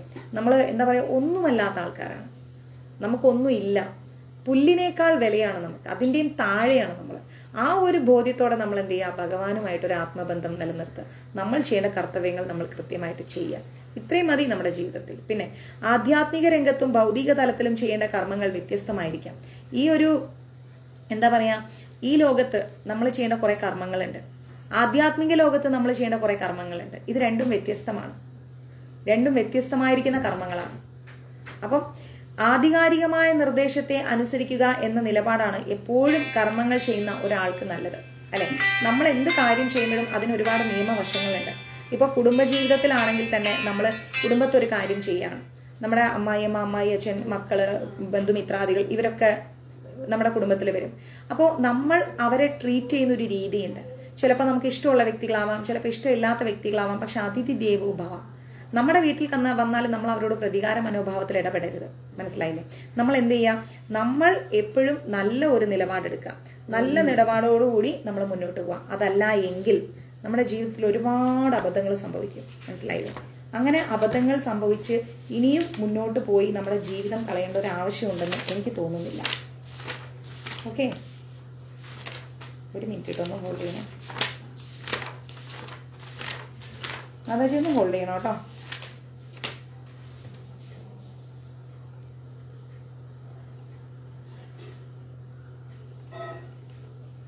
മാതാജി ഒരു 1 hour കഴിയുമ്പോൾ ഞാൻ ഈ നമ്പറിലേക്ക് തിരിച്ചു വിളിക്കാം കേട്ടോ. ഹലോ, ആ സർ, ഞാനൊരു 1 hour കഴിയുമ്പോഴത്തേക്കും സാറിനെ തിരിച്ചു വിളിക്കാം. നമ്പർ നോട്ട് ചെയ്ത് എടുത്തിട്ടുണ്ട് സർ. ആണല്ലേ? Okay okay sir, thank you. അയ്യോ, അതൊരു പട്ടാളക്കാരനാണല്ലോ. സന്തോഷേട്ടൻ എവിടെ പോയി? ഒരു പട്ടാളക്കാരനെ ഇപ്പൊ വിളിച്ചത്. പിന്നെന്താ പറയുന്നതെന്നനുസരിച്ച് പറഞ്ഞു കഴിഞ്ഞാല്, നമ്മളുടെ ഈ ലോകത്ത് ജീവിക്കുമ്പം ചുറ്റുപാടുകൾ നമ്മുടെ ജീവിതത്തിൽ ഭയങ്കര ഇൻഫ്ലുവൻസ് തരുന്നുണ്ട്, അല്ലെ? ഇപ്പം എന്താ പറയാ, നല്ല ഭക്തി ആയിട്ടുള്ള ഒരു അന്തരീക്ഷത്തിൽ വളരുന്ന ഒരാൾക്ക് ഓട്ടോമാറ്റിക്കലി ഭക്തി വരും. ആ കൾച്ചർ അവർക്ക് അറിയാം. പക്ഷെ ഇതൊന്നുമില്ലാത്ത സാഹചര്യത്തിൽ ജീവിക്കുന്ന ഒരാളാണെങ്കിലോ അവർക്ക് ഈശ്വരനോട് അങ്ങോട്ട് അടുക്കാനുള്ള ഒരു സാഹചര്യം ഇല്ല. മനസ്സിലാവുന്നുണ്ടോ? അപ്പോൾ നമ്മുടെ പരിതസ്ഥിതിയെ, നമ്മൾ ജീവിക്കുന്ന ചുറ്റുപാടിനെയും കൂടെ ആശ്രയിച്ചിരിക്കും നമ്മളുടെ ജീവിതം. അപ്പോൾ ചുറ്റുപാടുകൾ ആദ്യം നമ്മൾ നന്നാക്കണം. നല്ല ബന്ധങ്ങളുമായിട്ട് മുന്നോട്ട് പോവുക, നല്ല രീതിയിൽ നമ്മൾ കൂടുതൽ നേരം ഭഗവാന്റെ കാര്യങ്ങളിൽ ശ്രദ്ധിക്കുക, നമ്മൾ ചെയ്യുന്ന എല്ലാ കാര്യങ്ങളും ഭഗവാന് സമർപ്പിക്കുക. അങ്ങനെയുള്ള ഒരു പരിതസ്ഥിതി നമുക്ക് ചുറ്റും നമ്മൾ ഉണ്ടാക്കിയെടുക്കണം. പിന്നെന്താ പറയുക, നമ്മൾ ഒരിക്കലും മറ്റുള്ളവരെ അനുകരിക്കാൻ പാടില്ല. ഇപ്പം ആരെങ്കിലും ഒക്കെ ഇങ്ങനെയാണ് അമ്പലത്തിൽ പോകുന്നത്, നമ്മളും അങ്ങനെ പോകേണ്ട കാര്യമില്ല.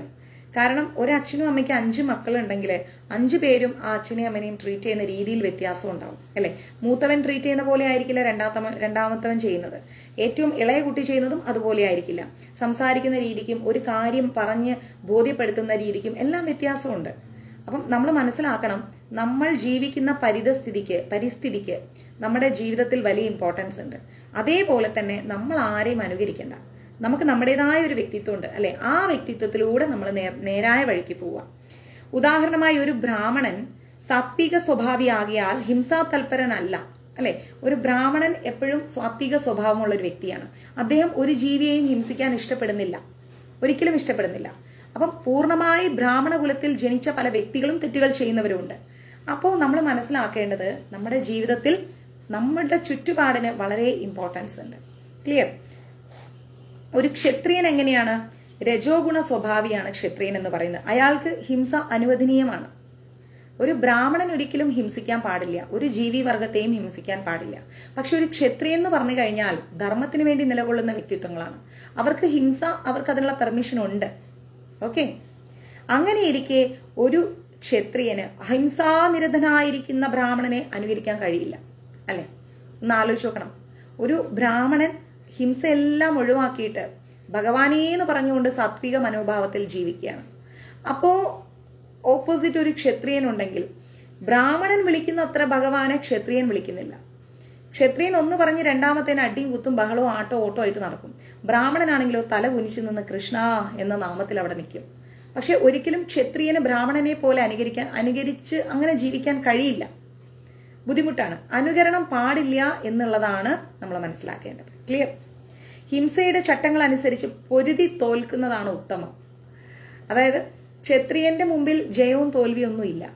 അവർ ചെയ്യുന്ന കാര്യങ്ങളിൽ ഒരു ധർമ്മമുണ്ട്. ധർമ്മത്തിന് വേണ്ടി അവർ അങ്ങനെ ജീവിക്കും. പക്ഷെ ഒരു ബ്രാഹ്മണൻ എങ്ങനെയാണ്?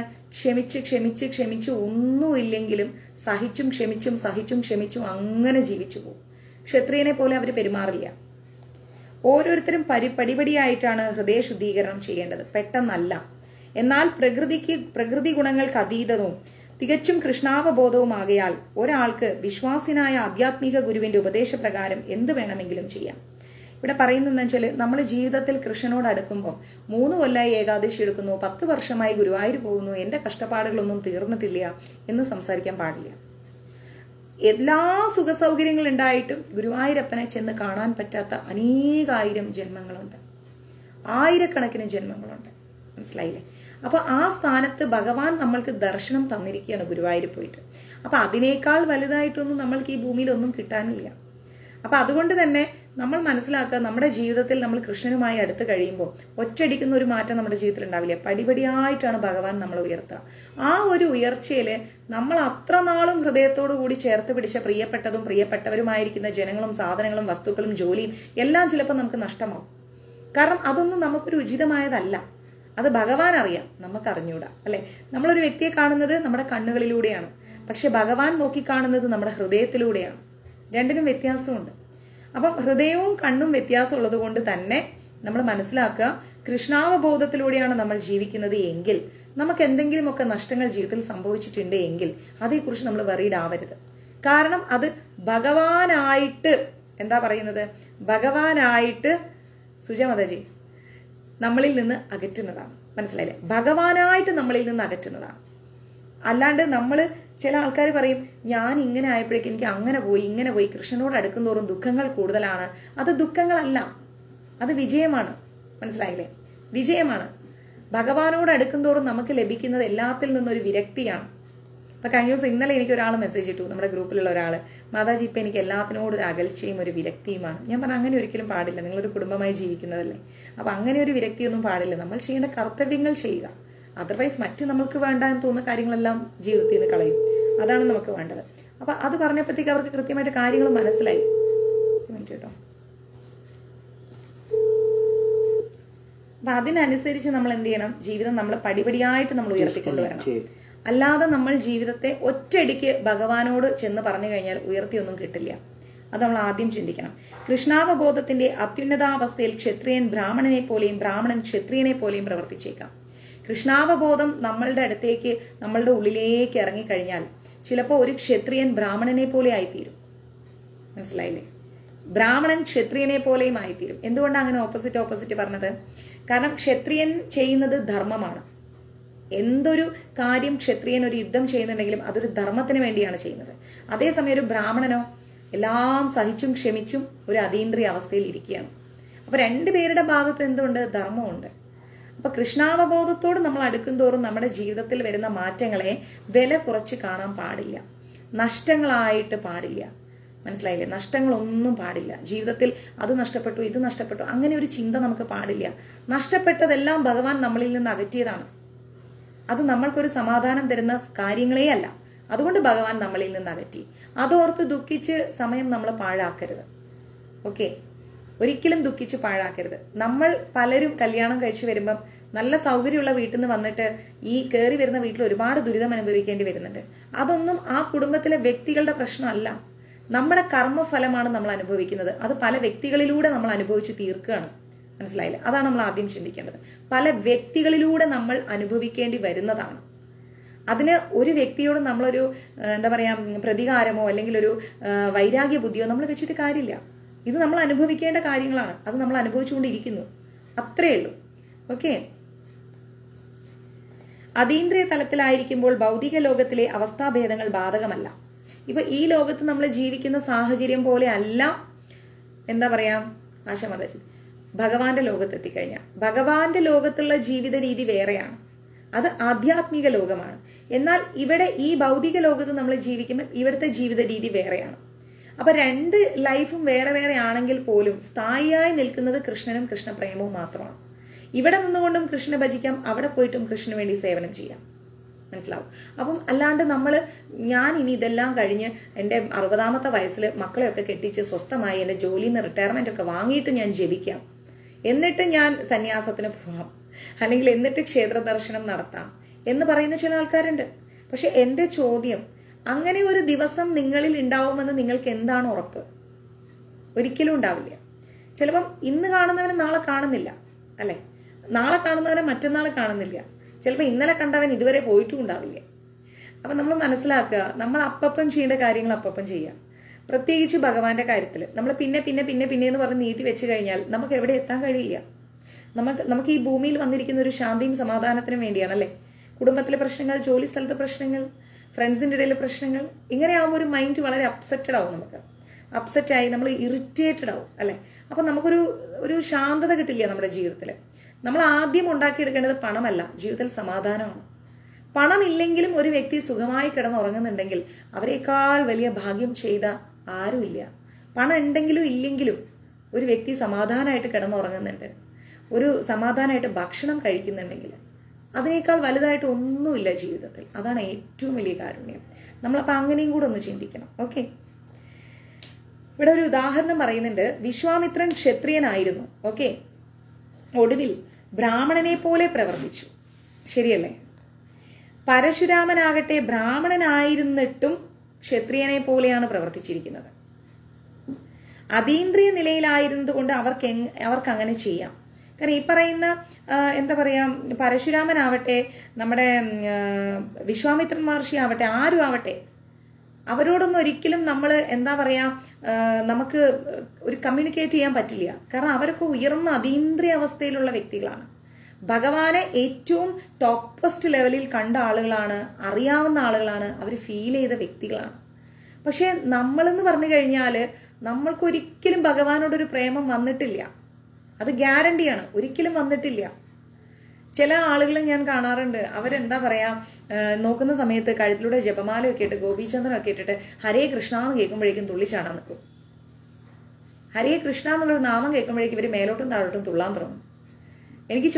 പലപ്പോഴും എനിക്ക് തോന്നിയൊരു കാര്യം വെച്ച് കഴിഞ്ഞാല്, ഈ തുള്ളുന്ന വ്യക്തികളൊക്കെ അവരുടെ വീടുകളിൽ എത്തിക്കഴിഞ്ഞാൽ അവരുടെ ക്യാരക്ടർ വേറെയാണ്. അങ്ങനെ തുള്ളിയ ഒരാളുടെ ഹസ്ബൻഡ് എന്നെ വിളിച്ച് സംസാരിച്ചിട്ടുണ്ട്. അതുകൊണ്ടാണ് ഞാൻ പറയുന്നത്. അതേസമയം ശരിക്കും ഹരേ കൃഷ്ണ മഹാമന്ത്രം കേട്ടിട്ട് എല്ലാം മറന്നാടുന്ന വ്യക്തികളുണ്ട്. അവർക്കൊരൊറ്റ സ്വഭാവമേ ഉണ്ടാവും, സദാ അവര് കൃഷ്ണനെ സ്മരിച്ചുകൊണ്ടേയിരിക്കും. മനസ്സിലാവുന്നുണ്ടോ?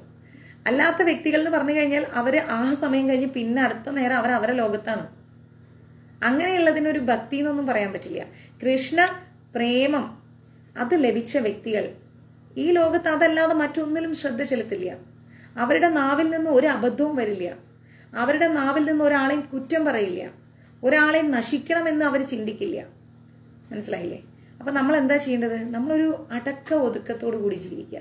ആരെയും കാണിക്കാനുള്ളത് ആവരുത് നമ്മുടെ ഭക്തി എന്ന് പറയുന്നത്. മനസ്സിലായില്ലേ?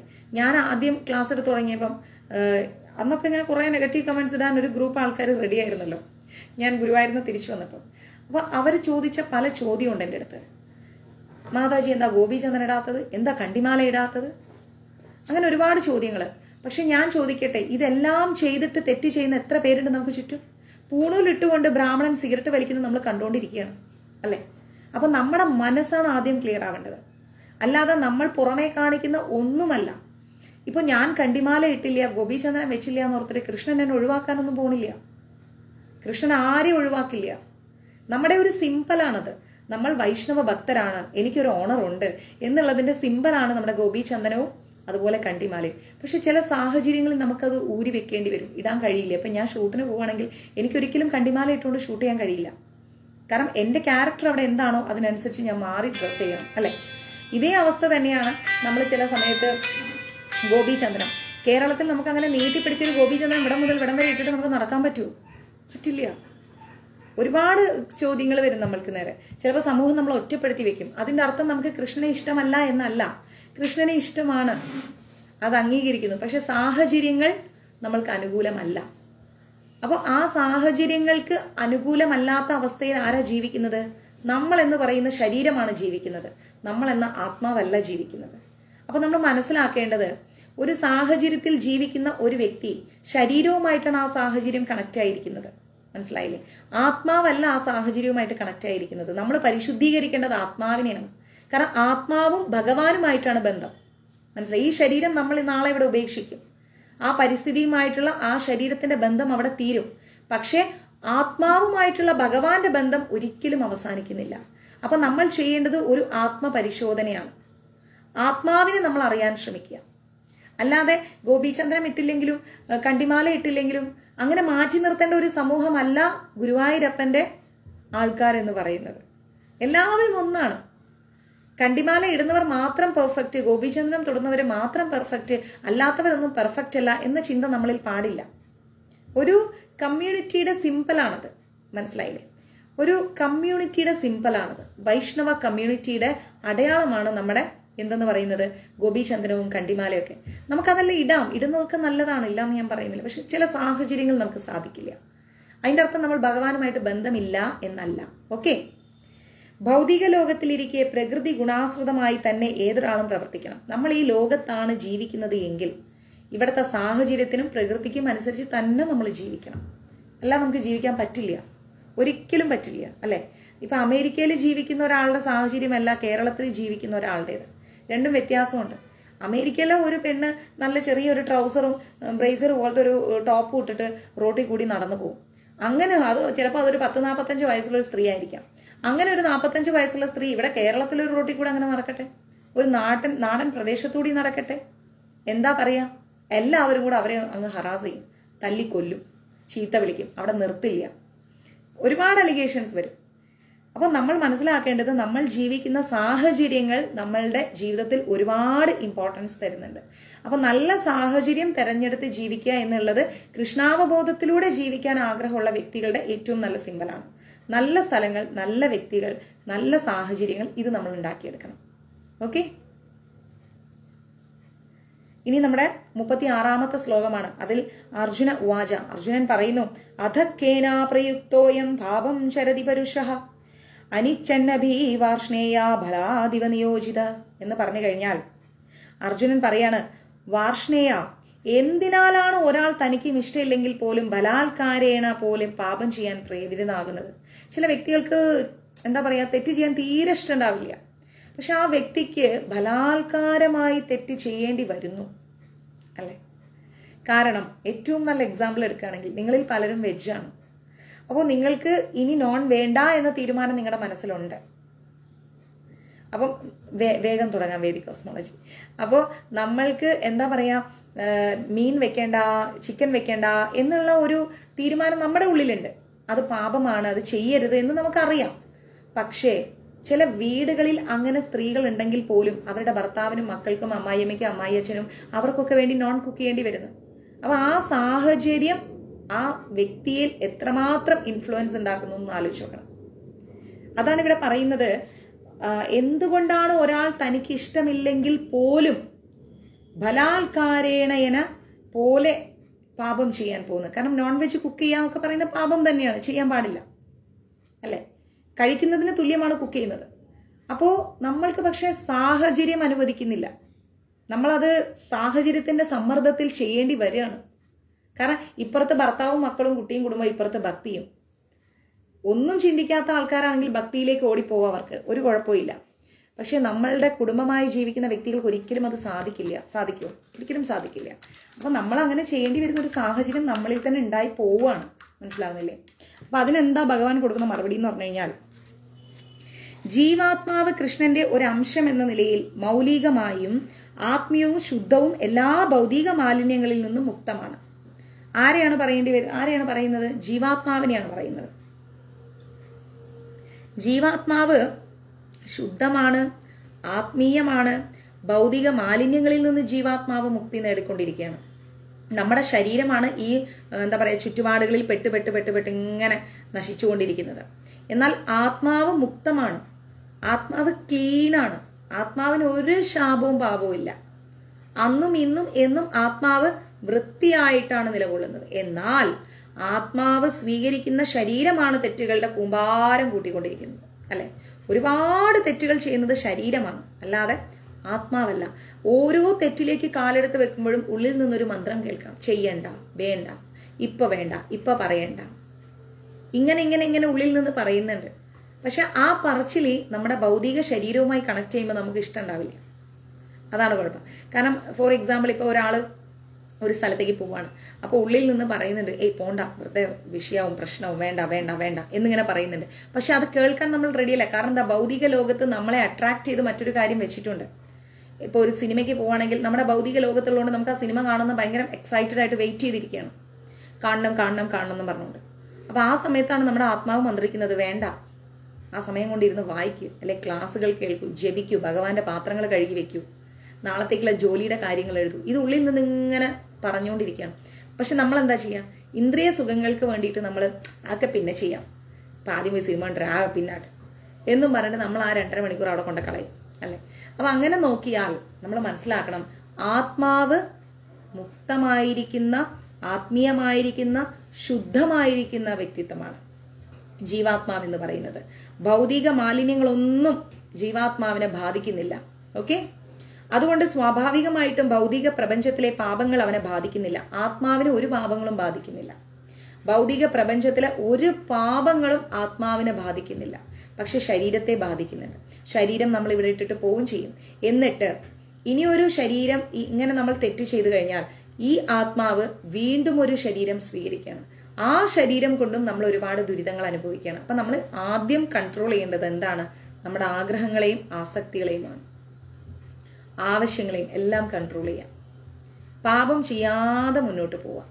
പാപം ചെയ്തോ വീണ്ടും നമ്മൾ ഇവിടെ തന്നെ വരും. അത് ഇതിനേക്കാൾ ഭീകരമായ അവസ്ഥയിലായിരിക്കും നമ്മൾ വരുന്നത്, അല്ലെ? മാതാജി ഒന്ന് മെസ്സേജ് ഇട്ട് വെച്ചോളൂ, ഞാൻ ക്ലാസ് കഴിഞ്ഞ ഉടനെ ഒരു സ്ഥലത്തേക്ക് ഓടും. മാതാജി ഒന്ന് മെസ്സേജ് ഇട്ട് വെച്ചോളൂ, കേൾക്കാൻ ഞാൻ, കേട്ടോ.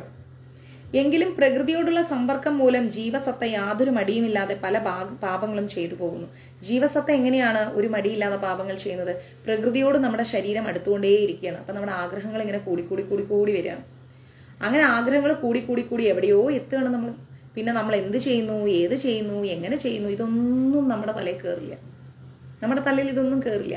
അവസാനം വലിയ അബദ്ധമായി കഴിയുമ്പോൾ അന്ന് അങ്ങനെ ചെയ്യണ്ടെന്ന് എന്റെ മനസ്സ് പറഞ്ഞതാ, ഞാൻ വെറുതെ പോയി ചെയ്തു.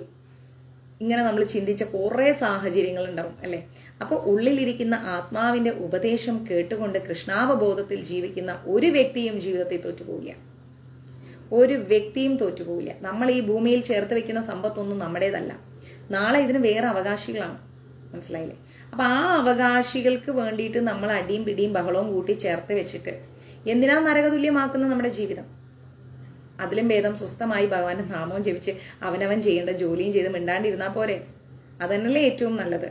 ചിലപ്പോൾ തന്റെ ആഗ്രഹത്തിന് എതിരായിട്ട് പോലും ആ നിലയ്ക്ക് ജീവാത്മാക്കളുടെ വൈരുദ്ധ്യ സ്വഭാവത്തെ ചൂണ്ടിക്കാണിക്കുന്ന അർജുനന്റെ ഈ ചോദ്യം ആശാവഹമാണ്. എന്താ പറയുന്നത് വെച്ച് കഴിഞ്ഞാല്, നമ്മള് ജീവാത്മാവ്, തെറ്റ് ചെയ്യാൻ ഒട്ടും ആഗ്രഹിക്കാത്ത ജീവാത്മാവ് ഒരു പ്രത്യേക സാഹചര്യത്തിൽ തെറ്റ് ചെയ്തു പോവുകയാണ്. അതിന്റെ പരിണിത ഫലം ആരാ അനുഭവിക്കുന്നത്? നമ്മൾ എന്ന ശരീരമാണ് അനുഭവിക്കുന്നത്. അപ്പോൾ ഇവിടെ അർജുനൻ ചോദിക്കുന്നത് നല്ലൊരു ചോദ്യമാണ്. എങ്കിലും അന്തരാമയായിരിക്കുന്ന പരമാത്മാവിനാൽ പ്രചോദിതങ്ങളല്ല. ഒരിക്കലും പരമാത്മാവായിരിക്കുന്ന കൃഷ്ണൻ നമ്മളെ തെറ്റ് ചെയ്യാൻ പ്രചോദനം തരില്ല, ഒരിക്കലും തരില്ല. മനസ്സിലായി? തീർച്ചയായിട്ടും ജീവസത്ത ഭൗതിക ലോകത്ത് കാണിച്ചു കൂട്ടുന്ന അപരാധങ്ങൾ അവരുടെ കർമ്മങ്ങൾ കൊണ്ടല്ലേ. ജീവസത്ത ഈ ഭൗതിക ലോകത്ത്, അതായത് ജീവാത്മാവ് ഈ ഭൗതിക ലോകത്ത് വരുമ്പോ ഒരു തെറ്റ് ചെയ്യണം എന്ന മൈൻഡിലല്ല വരുന്നത്. ഒരിക്കലും ഒരു ആത്മാവും തെറ്റ് ചെയ്യണം എന്ന മൈൻഡിൽ വരുന്നില്ല. തെറ്റുകളിൽ നിന്ന് എങ്ങനെ അകന്ന് ഭഗവാനുമായിട്ട് അടുക്കാം എന്ന ആലോചനയിലാണ് ആത്മാവിരിക്കുന്നത്. മനസ്സിലാവുന്നുണ്ട്? അപ്പോ നമ്മൾ ശരീരം കൊണ്ടാണ് നമ്മൾ തെറ്റ് ചെയ്യുന്നത്. വെറുതെ ആവശ്യമില്ലാത്ത കാര്യങ്ങളിലൊക്കെ പോകുന്നു, കുറെ മദ്യപിക്കാൻ പോകുന്നു, കുറെ അവിഹിത ബന്ധങ്ങൾ ഉണ്ടാക്കിയെടുക്കുന്നു, കുറെ ദൂർത്തടിക്കുന്നു. ഇതിന്റെ ഒക്കെ സുഖം അനുഭവിക്കുന്നത്, ദുഃഖം അനുഭവിക്കുന്നത് ആരാണ്? നമ്മൾ എന്ന ശരീരം തന്നെയാണ്. മനസ്സിലാവും? നമ്മൾ എന്ന ശരീരം തന്നെയാണ്. ആത്മാവല്ല ഇതൊന്നും അനുഭവിക്കുന്നത്. ആത്മാവ് നിസ്സഹായാവസ്ഥയിൽ നിൽക്കുകയാണ്. കാരണം ഉള്ളിൽ നിന്ന് ആത്മാവ് ഇങ്ങനെ മന്ത്രിക്കും, വേണ്ട വേണ്ട വേണ്ട വേണ്ട. പക്ഷെ അത് കേൾക്കാൻ നമ്മുടെ ഇന്ദ്രിയങ്ങൾ നിന്നു കൊടുക്കില്ല. നമ്മൾ അങ്ങോട്ടേക്ക് ഓടും. ഈ കാണുന്ന വെട്ടിത്തിളങ്ങുന്ന എന്താ പറയാ, മിന്നൽ പോലത്തെ ഈ ലോകത്തിന്റെ മായയായ ഈ ലോകത്തിന്റെ പിന്നാലെ നമ്മൾ അങ്ങ് ഓടും. ലഭിക്കുന്നതോ ദുഃഖവും ദുരിതവും കഷ്ടപ്പാടും ചീത്തപ്പേരും മാത്രം. അപ്പോൾ അങ്ങനെയുള്ള ഒരു സാഹചര്യത്തിൽ നമ്മൾ ആദ്യം ഇന്ദ്രിയങ്ങളെ കീഴടക്കി നിർത്തി വെച്ചിട്ട് നമ്മൾ എന്ത് ചെയ്യുക? ഭഗവാനുമായിട്ട് ആത്മബന്ധം സൂക്ഷിക്കുക. ഓക്കെ, ഇനി നമ്മുടെ 37ാമത്തെ ശ്ലോകമാണ്. ശ്രീ ഭഗവാൻ വാച, ഭഗവാൻ പറഞ്ഞു കൊടുക്കുകയാണ്. കാമ ഏഷ ക്രോധ ഏഷ രജോ ഗുണ സമുദ്ഭവ മഹാശനോ മഹാപാപമോ വേദ്യേ നമിഹ വൈരിണം എന്ന് പറഞ്ഞു കഴിഞ്ഞാൽ ഭഗവാൻ പറയണ, അല്ലയോ അർജുന, രജോ ഗുണവാന്മാരുമായുള്ള സമ്പർക്കത്തിൽ നിന്നുണ്ടായതും പിന്നീട് ക്രോധമായി തീരുന്നതുമായിരിക്കുന്ന കാമമാണ് ഇങ്ങനെ പ്രേരിപ്പിക്കുന്നത്. അല്ലെ, രജോ ഗുണവും ഉള്ള ആൾക്കാരോട് കൂടിയാണ് നമ്മൾ അടുക്കുന്നതെങ്കിൽ ഒരിക്കലും നമുക്ക് സത്വഗുണത്തിലേക്ക് വരാൻ കഴിയില്ല, ഒരിക്കലും വരാൻ കഴിയില്ല. അവര് രജോ ഗുണവും തമോ ഗുണത്തിന്റെ അടിസ്ഥാനത്തിലാണ് ജീവിക്കുന്നത്. അപ്പം ചന്ദനം ചാരിയ ചന്ദനം മണക്കും, ചാണകം ചാരിയ ചാണകം മണക്കും എന്ന് പറയുന്നത് പോലെ നമ്മൾ സാത്വിക ഗുണ സമ്പുഷ്ടമുള്ള വ്യക്തികളുമായി ഇടപെട്ട് കഴിയുമ്പോൾ നമ്മളിൽ സ്വാത്വികത വർദ്ധിക്കും, ഓട്ടോമാറ്റിക്കലി വർദ്ധിക്കും. ഇപ്പൊ എന്റെ ഫ്രണ്ട്സുമായിട്ടൊക്കെ ഞാൻ പുറത്തു പോവാണെങ്കിൽ ഞാൻ എപ്പോഴും അന്വേഷിക്കുന്ന വെജിറ്റേറിയൻ റെസ്റ്റോറൻറ്റാണ്. അവർക്കാണെങ്കിൽ നോൺ വേണം, എനിക്കാണെങ്കിൽ നോണിന്റെ അവിടെ കയറി ഇരുന്നാൽ തന്നെ ഭയങ്കര സ്മെല്ല് ഫീൽ ചെയ്യും. അപ്പോൾ ഒരു അസ്വസ്ഥതയാണ്, മനസ്സിങ്ങനെ മരട്ടിച്ചിങ്ങനെ വരും, എന്തോ ഒരു അസ്വസ്ഥതയാണ്. അപ്പൊ കൂടെയുള്ള എല്ലാവരും നോൺ കഴിക്കുന്നവരാകുമ്പോൾ എന്താ ചെയ്യുക? ഒന്നും ചെയ്യാനില്ല. അപ്പൊ ഞാൻ പലപ്പോഴും പറയും, ഞാൻ വണ്ടിയിൽ ഇരുന്നോളാം, പോയി കഴിച്ചിട്ട് വരും എന്ന് പറയും. പക്ഷെ അവരെന്ത് ചെയ്യും? ഇല്ലടാ, നീ ഒറ്റയ്ക്ക് ഇരിക്കണം, ബാ നമുക്ക് വെജിൽ കയറാന്ന് പറയും. അപ്പോൾ നമ്മളോട് അവരടുക്കുന്ന സമയത്ത് അവരും ഓട്ടോമാറ്റിക്കലി വെജ് ആവുകയാണ്. അതേസമയം ഞാൻ പറയണോ, നിങ്ങളൊക്കെ നോണല്ലേ, ബാ നമുക്ക് നോൺ ഹോട്ടലിൽ കയറാന്ന് പറഞ്ഞു കഴിയുമ്പം അവര് രജോ ഗുണോ തമോ ഗുണത്തിലുള്ളവരാണ്, അവരോടൊപ്പം നമ്മളും ചേർന്ന് പോവുകയാണ്. അപ്പൊ അങ്ങനെ നമ്മൾ ചേരരുത്. നമ്മൾ നമ്മളായിരിക്കുക, സാത്വിക മനോഭാവത്തോടെ ഇരിക്കുക, കൃഷ്ണനെ എപ്പോഴും മുറുകെ പിടിച്ചുകൊണ്ടിരിക്കുക. ഓക്കെ, അങ്ങനെ നമ്മൾ സത്വഗുണം ഒഴിവാക്കിയിട്ട് രജോ തമോ ഗുണങ്ങൾക്ക് പിന്നിൽ പോവുകയാണെങ്കിൽ എന്താ ഉണ്ടാവുമെന്നറിയോ? നമ്മുടെ ജീവിതം വേസ്റ്റ് ആയി പോകും. എന്ന നമ്മുടെ ജീവിതം തെറ്റിൽ നിന്ന് തെറ്റിലേക്ക് തന്നെ പോകും. അപ്പൊ തെറ്റിൽ നിന്ന് തെറ്റിലേക്ക് പോകാതിരിക്കാൻ നമ്മൾ ചെയ്യേണ്ട ആദ്യത്തെ പടി എന്ന് പറഞ്ഞു കഴിഞ്ഞാൽ, എന്റെ ദൈവമേ, വീട്ടിൽ നിന്ന് കോള് വരുന്നുണ്ട്, വിളിച്ചുകൊണ്ടിരിക്കുന്നു. അപ്പോൾ നമ്മൾ എന്താ ചെയ്യേണ്ടതെന്ന് ഓർത്തു കഴിഞ്ഞാൽ എപ്പോഴും നമ്മൾ നല്ല വ്യക്തിത്വമുള്ള ആളുകളുമായിട്ട് ഇടപെടാൻ ശ്രമിക്കണം. എപ്പോഴും നല്ല വ്യക്തിത്വമുള്ള ആളുകളായിട്ട് ഇടപെട്ടിട്ട് നല്ല രീതിയിൽ നമ്മൾ ജീവിക്കാൻ ശ്രമിക്കുകയാണെങ്കിൽ നമുക്കൊരിക്കലും എന്തുണ്ടാവില്ല, ഒരു തെറ്റായ അവസ്ഥയിലോട്ട് നമുക്ക് ജീവിക്കേണ്ടി വരില്ല. ഹലോ, അച്ഛാ ക്ലാസ്സിലാണ്. ഞാൻ ആ അച്ഛൻ വിളിച്ച നമ്പറേ, ആ ഫോണ് ക്ലാസ് എടുത്തോണ്ടിരിക്കുക, അതാ ഞാൻ ആ ഫോണിൽ കട്ട് ചെയ്തേ. എന്നാ ശരി. അപ്പോൾ നമ്മൾ മനസ്സിലാക്കേണ്ടത്, നമ്മൾ എന്ത് ബന്ധങ്ങൾ നമ്മൾ തിരഞ്ഞെടുക്കുന്നുവോ ആ ബന്ധങ്ങളുടെ അടിസ്ഥാനത്തിലാണ് നമ്മുടെ ജീവിതം മുന്നോട്ട് പോകുന്നത്. മനസ്സിലായോ? നമ്മൾ അവരെ പോലെ ആയി തീർന്നു പോകും, കാലം കൊണ്ട് നമ്മൾ അങ്ങനെ ആയി തീർന്നു പോകും. അപ്പൊ നമ്മൾ ബന്ധങ്ങൾ തിരഞ്ഞെടുക്കുന്നതിലും വളരെയധികം ശ്രദ്ധാലുക്കളായിരിക്കണം. ഒരാൾ നമ്മളോട് സംസാരിച്ചു വരുമ്പോഴേ നമുക്ക് പിടികിട്ടണം ഈ വ്യക്തിയുടെ റൂട്ട് എങ്ങോട്ടാണെന്നുള്ളത്. അത് മനസ്സിലാക്കി സ്റ്റോപ്പ് ചെയ്യേണ്ട കാര്യങ്ങൾ അപ്പൊ തന്നെ സ്റ്റോപ്പ് ചെയ്യാം. അതല്ല, അത് എന്റർടൈൻമെന്റ് ആയിട്ട് കൊണ്ടുപോവുകയാണെങ്കിൽ കൊണ്ടുപോകാം. പക്ഷെ അതിന്റെ പരിണിത ഫലം അനുഭവിക്കാൻ ആ വ്യക്തികൾ നമ്മുടെ കൂടെ ഉണ്ടാവില്ല, നമ്മൾ മാത്രമേ ഉണ്ടാവൂ, വേറെ ആരും ഉണ്ടാവില്ല. മനസ്സിലായോ? എന്താ ആരും ഷെയർ ചെയ്യാത്തത്? ദിവ്യ മെസ്സേജ് ഇടുന്നു, ഷെയർ ചെയ്യുന്നില്ല എന്ന് പറഞ്ഞിട്ട്. മാക്സിമം ഷെയർ ചെയ്യൂ.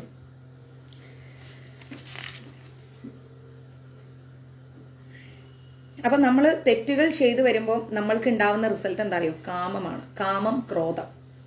മനസ്സിലാവുന്നുണ്ടോ? കാമവും ക്രോധവുമാണ് രജോ തമോ ഗുണത്തിലൂടെ നമ്മൾ ജീവിക്കുമ്പോൾ നമുക്ക് കിട്ടുന്നത്. ഈ കാമവും ക്രോധവുമാണ് ഇവിടെ പറയുന്നു എല്ലാം നശിപ്പിക്കുന്ന ഈ മഹാപാപമാണ് ഇഹലോകത്തിലെ ശത്രു എന്ന്. ഈ ഭൗതിക ലോകത്തിലെ മെയിൻ ശത്രു എന്ന് പറഞ്ഞാൽ ഒരു വ്യക്തിക്കുള്ളിലുള്ള കാമവും ക്രോധവുമാണ്. ഇത് രണ്ടുമാണ് ഒരു വ്യക്തിയുടെ ജീവിതത്തിലെ ഏറ്റവും വലിയ ശത്രു എന്ന് പറയുന്നത്. അപ്പം ആ ശത്രുക്കളെ നമ്മൾ എന്ത് ചെയ്യണം? അടക്കി പിടിക്കണം.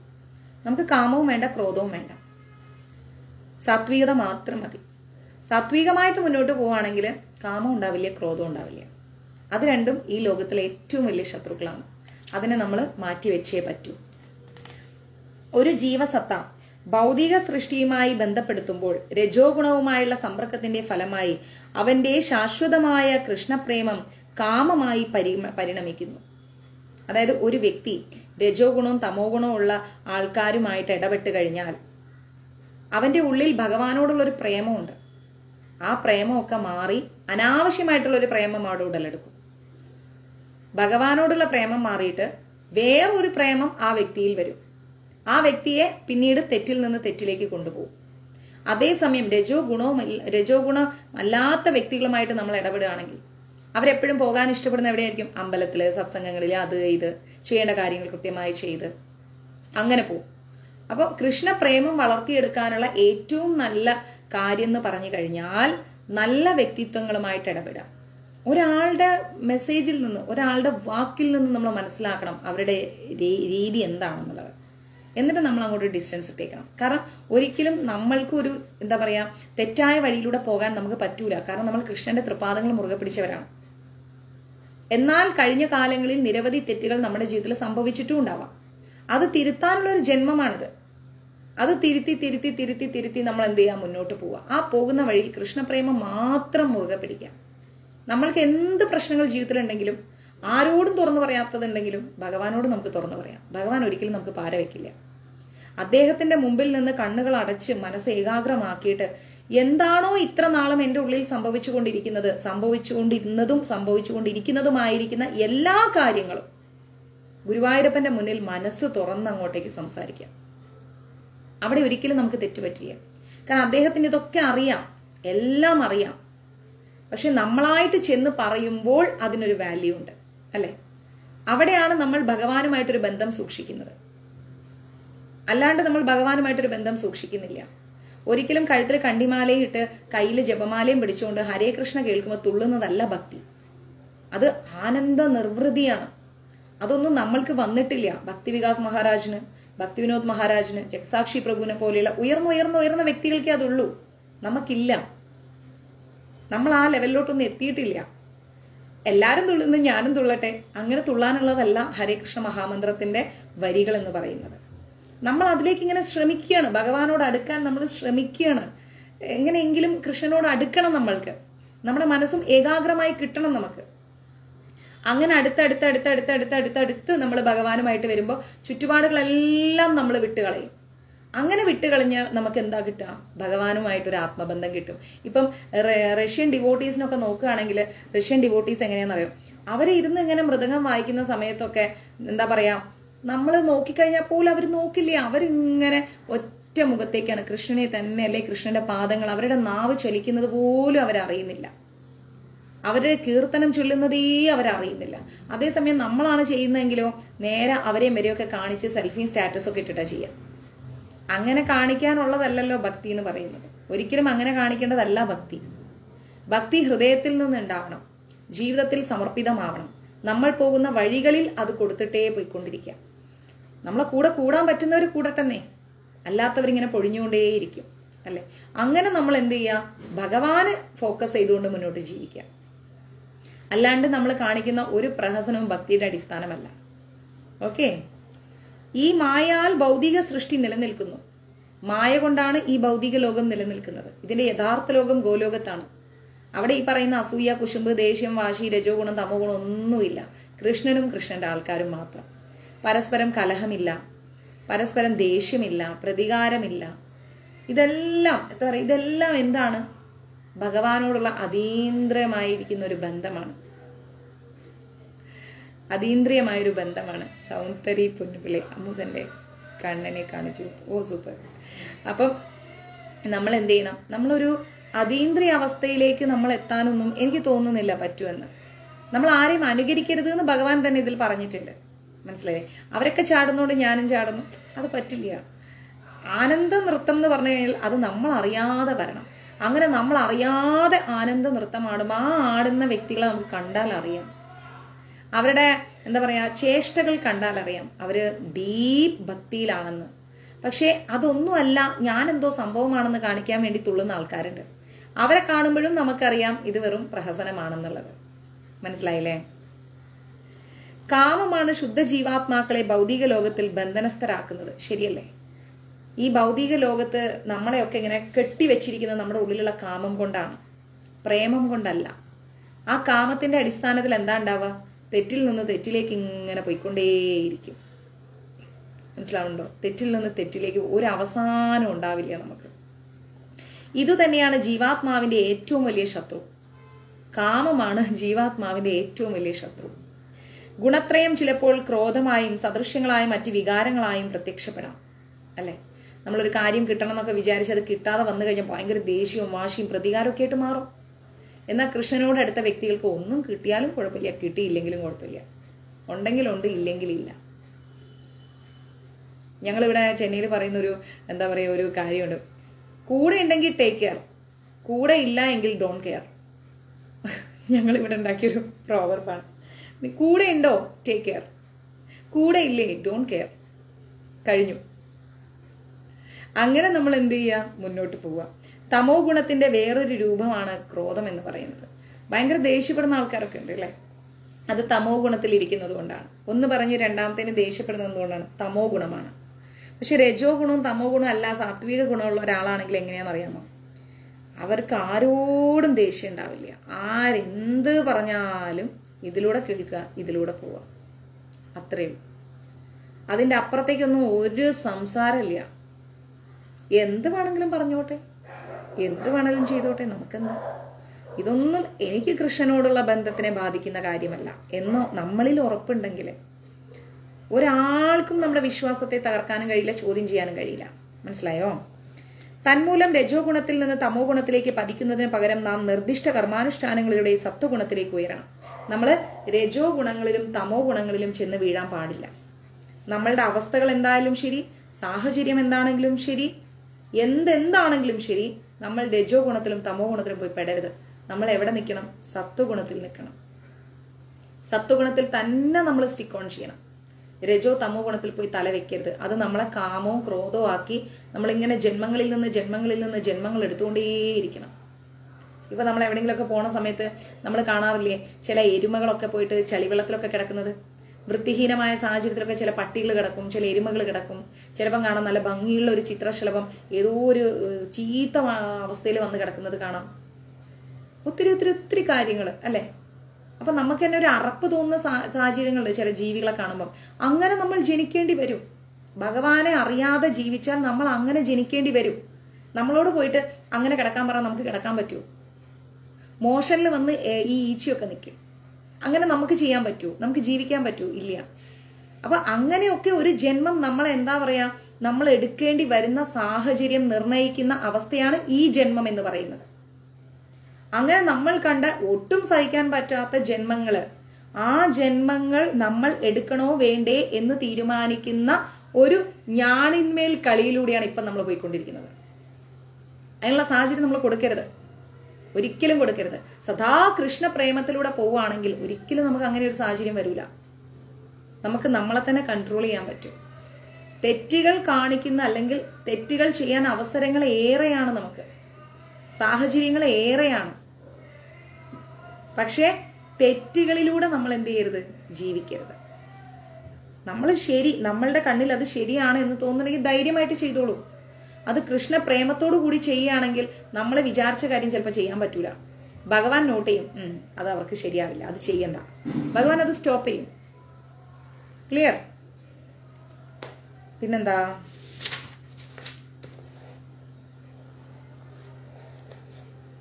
പരമദിവ്യോത്തമ പുരുഷനായിരിക്കുന്ന കൃഷ്ണൻ എപ്പോഴും വർദ്ധിച്ചുകൊണ്ടിരിക്കുന്ന ആത്മീയ ആനന്ദത്തിനായി അനേകം രൂപവിസ്തരങ്ങൾ കൈകൊള്ളുന്നുണ്ട് അല്ലെ. ഭഗവാൻ ഈ എന്താ പറയാ, എപ്പോഴും നമുക്കൊരു ആത്മീയ ആനന്ദമാണ് നമുക്ക് വേണ്ടത്. ആത്മീയ ആനന്ദം എന്ന് പറയുമ്പോൾ നമ്മുടെ മനസ്സിനൊരു സന്തോഷം. ചില സമയത്ത് നമ്മളിങ്ങനെ അമ്പലത്തിലൊക്കെ പോയി കഴിഞ്ഞാൽ നമ്മൾ പ്രാർത്ഥിക്കാൻ നിൽക്കുമ്പോൾ നമുക്ക് ഒരു കോൺസെൻട്രേഷൻ കിട്ടില്ല. എന്തൊക്കെയോ ടെൻഷൻ ഇങ്ങനെ മനസ്സിൽ പോയിക്കൊണ്ടേയിരിക്കും. രാവിലെ എണീറ്റ് കുളിച്ച് വിളക്ക് വെക്കുക, ഇതൊക്കെ നമ്മുടെ ഔട്ട് ഓഫ് മൈൻഡിലായിരിക്കും നമ്മൾ ചെയ്യുന്നത്.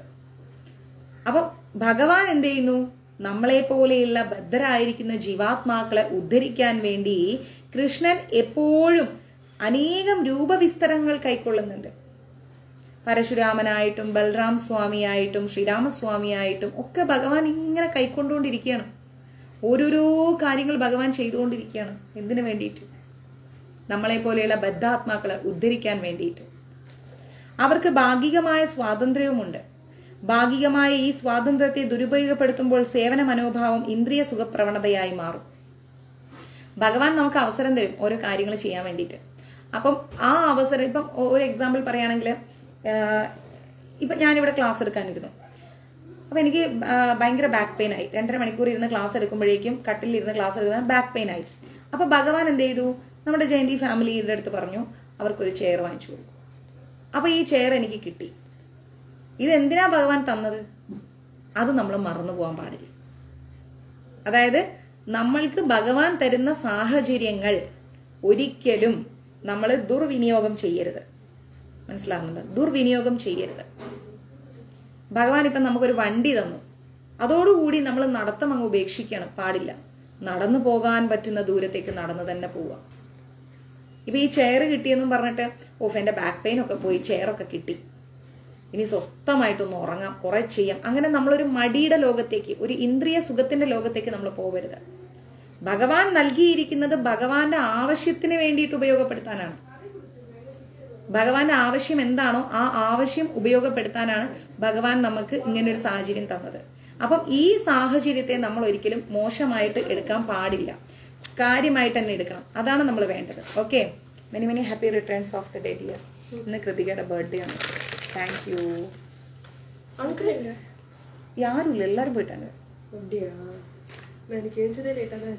ഓ, അപ്പൊ നമ്മൾ എന്ത് ചെയ്യണം? നമ്മുടേതായ സാഹചര്യങ്ങൾ നമ്മൾ ഉണ്ടാക്കിയെടുക്കുമ്പോൾ ആ സാഹചര്യങ്ങൾ നല്ല വൃത്തിയുള്ള സാഹചര്യങ്ങളാക്കി മാറ്റാം. മനസ്സിലാവണ്ടോ? വൃത്തിയുള്ള ഒരു സാഹചര്യമാക്കി മാറ്റാം. അല്ലാതെ കണ്ടോണം കേട്ടോണം നമ്മൾ ജീവിച്ചു പോകരുത്. നിങ്ങൾ ആരാ എന്നെ ഉപദേശിക്കാൻ? നിങ്ങൾ ആരാ എൻ്റെ അടുത്ത് അത് പറയാൻ ഇത് പറയാൻ? ഇങ്ങനെയുള്ള ചോദ്യങ്ങളൊന്നും ആരോടും നമ്മൾ ചോദിക്കരുത്. നമ്മൾക്ക് നല്ല ഒരു വഴിയാണ് ഭഗവാൻ കാണിച്ചു തരുന്നത് എങ്കിൽ ആ വഴിയിലൂടെ നമ്മൾ നന്നായിട്ട് ജീവിച്ചു പോവാം. ആ വഴിയിലൂടെ പോകുമ്പോൾ ഭഗവാൻ നമ്മൾക്ക് ഒത്തിരി സുഖ സൗകര്യങ്ങൾ തരും, ഒരുപാട് സൗകര്യങ്ങൾ തരും. ഈ സൗകര്യങ്ങളെ ഒന്നും നമ്മൾ ദുർവിനിയോഗം ചെയ്യരുത്. ഈ സൗകര്യങ്ങളെല്ലാം നമ്മൾ എന്ത് ചെയ്യണം? ഭഗവാന് വേണ്ടിയിട്ട് ജീവിക്കാൻ പഠിക്കണം. അപ്പൊ ഭഗവാന് വേണ്ടി ചെയ്യാന്ന് പറയുമ്പം ഭഗവാന് വേണ്ടി കുറെ അമ്പലങ്ങൾ കെട്ടിവെക്കുക, അല്ലെങ്കിൽ ഭഗവാന് വേണ്ടി അത് ഇങ്ങനെയല്ല. വിശക്കുന്നവന്റെ മുമ്പിൽ അന്നവുമായിട്ട് ചെന്ന് നോക്ക്, ആ വ്യക്തി ഈശ്വരനോട് നന്ദി പറയും. മനസ്സിലായില്ലേ? ഇടാനില്ലാത്തവന്റെ മുമ്പിൽ ഒരു വസ്ത്രവുമായി ചെന്ന് നോക്ക്, ആ വ്യക്തി അപ്പം ഭഗവാനെ കാണും ആ വസ്ത്രത്തില്. ഭഗവാൻ സർവ്വവ്യാപിയാണ്. അദ്ദേഹത്തെ ഒരു അമ്പലം ഉണ്ടാക്കി അതിൻ്റെ അകത്ത് ഇരുത്താനൊന്നും നമുക്ക് പറ്റില്ല. മനസ്സിലാവുന്നുണ്ടോ? ഒരിക്കലും പറ്റില്ല. നമ്മൾക്ക് ചെറിയ രീതിയിലുള്ള ആരാധനാലയങ്ങൾ അല്ലെങ്കിൽ ആരാധനയൊക്കെ നോക്കാം. പിന്നെ ഭഗവാൻ പ്രത്യക്ഷ രൂപത്തിലിരിക്കുന്ന സ്ഥലമാണ് നമ്മുടെ ഗുരുവായൂർ ടെമ്പിൾ പോലെയുള്ള അങ്ങനെയുള്ള സ്ഥലം. അത് കാലകാലങ്ങൾക്ക് മുമ്പേ നമ്മുടെ ഋഷീശ്വരന്മാർ നൽകിയ സൗഭാഗ്യമാണ്. അദ്ദേഹം അവിടെ അങ്ങനെ ഒരു പ്ലേസിൽ ദർശനം തരുന്നതുകൊണ്ട് നമ്മൾ എല്ലാവരും അവിടെ എത്തിപ്പെടുന്നു. നമ്മൾ അദ്ദേഹത്തെ കുറിച്ച് കൂടുതൽ അറിയാൻ ശ്രമിക്കുന്നു. അതിന്റെ അർത്ഥം നമ്മൾ വെറുതെ ഒരു സാഹചര്യത്തെ നമ്മൾ എന്താ പറയാ, ജീവിക്കാൻ നൽകിയ നല്ല സാഹചര്യത്തെ അല്ലെങ്കിൽ നല്ല സൗകര്യങ്ങളെ, ഭഗവാൻ നൽകിയ നല്ല സൗകര്യങ്ങളെ നമ്മൾ ഒരിക്കലും എന്ത് ചെയ്യരുത്? ദുർവിനിയോഗം ചെയ്യരുത്. ക്ലിയർ? അതതോ ബ്രഹ്മ ജിജ്ഞാസ എന്ന അന്വേഷണമാണ് വേദാന്ത സൂത്രങ്ങളുടെ തുടക്കം. അതായത് ഓരോരുത്തരും പരമദിവ്യോത്തമ പുരുഷനെ നമ്മൾ എന്ത് ചെയ്യണം? അന്വേഷിക്കണം. ഓരോരുത്തരും അന്വേഷിക്കണം. ഇപ്പം അച്ഛനും അമ്മയും ചില ആളുകൾ എന്നോട് പറയാറുണ്ട്, മോൻ വരൂല അമ്പലത്തിലേക്ക് വിളിച്ച, മോളും വരില്ല, ലീവ് കിട്ടില്ല, അപ്പൊ ഞങ്ങൾ പോയാൽ മതിയോ? അതൊട്ടും ശരിയല്ല. കാരണം എന്താ അറിയോ? ഭഗവാന്റെ മുന്നിൽ അച്ഛനെന്നോ അമ്മയെന്നോ സുഹൃത്തെന്നോ സഹോദരനെന്നോ ഒന്നുമില്ല. എല്ലാ ജീവാത്മാക്കളും തുല്യരാണ്. എല്ലാ ജീവാത്മാക്കളും തുല്യരാണ്. പക്ഷേ നമ്മൾ ചെയ്യേണ്ട കാര്യം നമ്മൾ തന്നെ ചെയ്യണം. മക്കൾക്ക് വേണ്ടിയിട്ട് അച്ഛനമ്മമാര് ചെയ്യേണ്ടത് അവർക്ക് വേണ്ടി അമ്പലത്തിൽ പോവാന്നുള്ളതല്ല, അവരെയും ആ വഴിക്ക് കൊണ്ടുവരിക എന്നുള്ളതാണ്. അത് കുഞ്ഞിലേ ട്രെയിൻ ചെയ്തിരുന്നെങ്കിൽ നന്നായേനെ. കുഞ്ഞിലേ ട്രെയിൻ ചെയ്തിരുന്നെങ്കിൽ അത് നന്നായേനെ.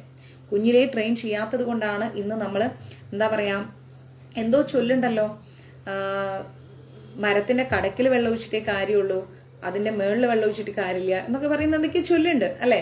ഹ്യൂമൻ ബീങ്സ് അങ്ങനെ ആയിരിക്കണം. നമ്മൾ കൊടുക്കുന്ന പ്രാക്ടീസ് ചെറുപ്പത്തിലേ അങ്ങനെ കൊടുത്തു പോണം. അല്ലാതെ നമ്മൾ കിടത്തി ഉറക്കാൻ വിട്ടാൽ അവർ ഉറങ്ങിക്കൊണ്ടേയിരിക്കും. കുട്ടികളുടെ കാര്യമായാലും അവർ ഉറങ്ങിക്കൊണ്ടേ ജീവിതം തീർക്കും. നമ്മൾ എന്താ ചെയ്യേണ്ടത്? ഭഗവാനുമായിട്ട് എന്നും ഒരു കണക്ഷൻ വെച്ചുകൊണ്ടിരിക്കുക. അത് മാത്രമേ നിലനിൽക്കൂ, അല്ലാത്തതൊന്നും നിലനിൽക്കില്ല. ഇവിടെ പറയുന്നു, ഈ പരമപുരുഷനെ ശ്രീമദ് ഭാഗവതത്തിൽ വിവരിച്ചിട്ടുള്ളത് ഇപ്രകാരമാണ്. എങ്ങനെയാണ്? ജന്മാദസ്സേതോ നയാധിത രഷത്, അതായത് ചാർത്തേഷ്വഭിജ്ഞാസ്വരാൾ എന്ന് പറഞ്ഞു കഴിഞ്ഞാൽ എല്ലാത്തിന്റെയും ഉറവിടം ആരാണ്? പരബ്രഹ്മമാണ്, സാക്ഷാൽ ഗുരുവായൂരപ്പനാണ്. എല്ലാത്തിന്റെയും ഉറവിടവും അടിസ്ഥാനവും തുടക്കവും ആരാണ്? ഗുരുവായൂരപ്പനാണ്. കാമത്തിന്റെ ഉത്പത്തിയും അതേ പരമപുരുഷൻ തന്നെയാണ്. കാമവും ക്രോധവും എല്ലാം അദ്ദേഹമാണ്. അദ്ദേഹത്തിൽ നിന്ന് വേർപെട്ടിട്ട് വ്യത്യാസമായിട്ട് ഒന്നുമില്ല, ഒന്നും തന്നെയില്ല. കാമത്തെ പരമപുരുഷനോടുള്ള പ്രേമഭക്തിയാക്കി മാറ്റിയാൽ അതായത് കൃഷ്ണാവബോധമാക്കി മാറ്റിയാൽ, എല്ലാം കൃഷ്ണ സേവനത്തിന് വേണ്ടി ആഗ്രഹിച്ചാൽ കാമവും ക്രോധവും ആത്മീയവത്കരിക്കാം. അതായത് നമ്മുടെ ജീവിതത്തിൽ നമ്മൾ ചെയ്യേണ്ട എല്ലാ കാര്യങ്ങളും കൃഷ്ണനുമായി ബന്ധപ്പെടുത്തി കഴിഞ്ഞാൽ പിന്നെ കാമവും ക്രോധവും ഒക്കെ അങ്ങ് മാറി മറിഞ്ഞ് ഭഗവാനോടുള്ള ഒരു അതീന്ദ്രിയ ഭക്തിയായി മാറും. അല്ലാതെ ഭഗവാനുമായി ബന്ധപ്പെടുത്താതെ നമ്മളൊരു കാര്യം ചെയ്യുകയാണെങ്കിൽ നമ്മൾ കാമത്തിനും ക്രോധത്തിനും അടിമപ്പെട്ടു പോകും. അത് നമ്മുടെ ജീവിതം നശിപ്പിക്കുകയും ചെയ്യും.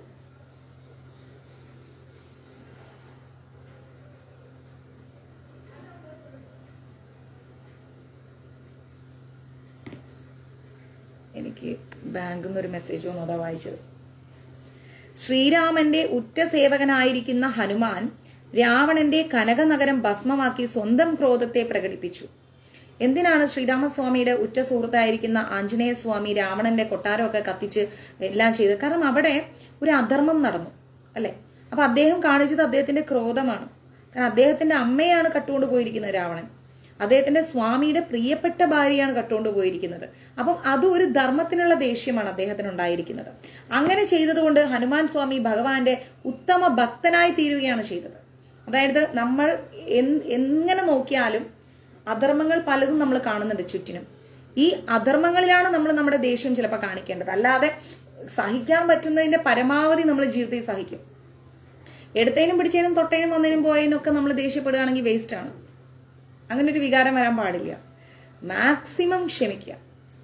ക്ഷമയുടെ എക്സ്ട്രീം ലെവലിലേക്ക് നമ്മൾ എത്തുക. എന്നിട്ടൊരു അധർമ്മം കാണുമ്പോൾ നമ്മൾ റിയാക്ട് ചെയ്തു കഴിഞ്ഞാൽ അതൊരു തെറ്റില്ല. അത് ഭഗവാനോട് കൂടുതൽ അടുപ്പിക്കുകയും ചെയ്യും, അകറ്റില്ല. ഇവിടെ തന്റെ സംപ്രീതിക്ക് വേണ്ടി ശത്രുക്കളിൽ ക്രോധത്തെ പ്രയോഗിക്കാവുന്നതാണെന്ന് ഭഗവാൻ അർജുനനെ പ്രേരിപ്പിക്കുന്നു. ഭഗവാൻ പറയണ, പാർത്ഥ, നീ ഇപ്പൊ ഇങ്ങനെ ടെൻഷൻ അടിക്കണ്ട. കാരണം നിന്റെ മുമ്പിൽ ഇന്ന് കുരുക്ഷേത്ര യുദ്ധം ചെയ്യാൻ വേണ്ടി വന്നു നിൽക്കുന്നവരെല്ലാവരും നിന്റെ പ്രിയപ്പെട്ടവരായിരുന്നു. അവര് നിന്നെ ഇല്ലാതാക്കാനാണ് വന്നു നിൽക്കുന്നത്. പിന്നെ നീ എന്തിനാണ് അവരോട് ക്രോധം അകറ്റി വെക്കുന്നത്? അവരുടെ ആ ഒരു അഹംഭാവത്തെയാണ് നമ്മൾ നശിപ്പിക്കേണ്ടത്. ഞാനെന്ന ആ ഭാവത്തെയാണ് നശിപ്പിക്കേണ്ടതെന്നാണ് കൃഷ്ണൻ പറഞ്ഞു കൊടുക്കുന്നത്. അതർവൈസ് ആ ശരീരം പോയി കഴിഞ്ഞാലും ആത്മാവ് വേറെ ശരീരം സ്വീകരിക്കും. അപ്പൊ അത് നമ്മൾ കൃത്യമായി മനസ്സിലാക്കണം. കാമവും ക്രോധവും കൃഷ്ണ സേവനത്തിന് വേണ്ടി ഉപയോഗിച്ചാൽ അവ നമ്മുടെ ശത്രുക്കളായി ഭവിക്കുന്നതിന് പകരം മിത്രങ്ങളായി തന്നെ തീരും.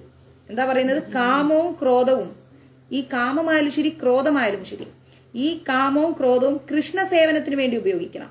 അല്ലാതെ നമ്മൾ തോന്നിയ പോലെ ഉള്ള കാര്യങ്ങൾക്ക് വേണ്ടി നമ്മൾ ഉപയോഗിക്കരുത്. കാമവും ക്രോധവും കൃഷ്ണ സേവനത്തിന് വേണ്ടി നമ്മൾ ഉപയോഗിക്കുകയാണെങ്കിൽ ആ കാമവും ക്രോധവും നമ്മുടെ ശത്രുക്കളായി മാറില്ല, പകരം നമ്മുടെ മിത്രങ്ങളായി മാറും. മനസ്സിലായില്ലേ? കാമവും ക്രോധവും നമ്മുടെ മിത്രങ്ങളായി മാറും. അല്ലാതെ നമ്മൾ ഒരിക്കലും കാമവും ക്രോധവും നമ്മുടെ ജീവിതത്തിൽ ഒരു എന്താ പറയാ വലിയ സംഭവ ബഹുലമായ ഒരു വികാരമായിട്ട് കൊണ്ടുനടക്കരുത്. ചില ആൾക്കാരുണ്ട് എന്തെങ്കിലുമൊക്കെ പറയുമ്പോഴേക്കും ഭയങ്കരമായിട്ട് അങ്ങോട്ട് ബഹളം ഉണ്ടാക്കും. ഇങ്ങനെ ബഹളം ഉണ്ടാക്കേണ്ട ഒരു കാര്യവും നമുക്കില്ല. പറഞ്ഞു തീർക്കാൻ പറ്റുന്ന കാര്യങ്ങൾ സമാധാനത്തോടെ പറഞ്ഞു തീർക്കുക.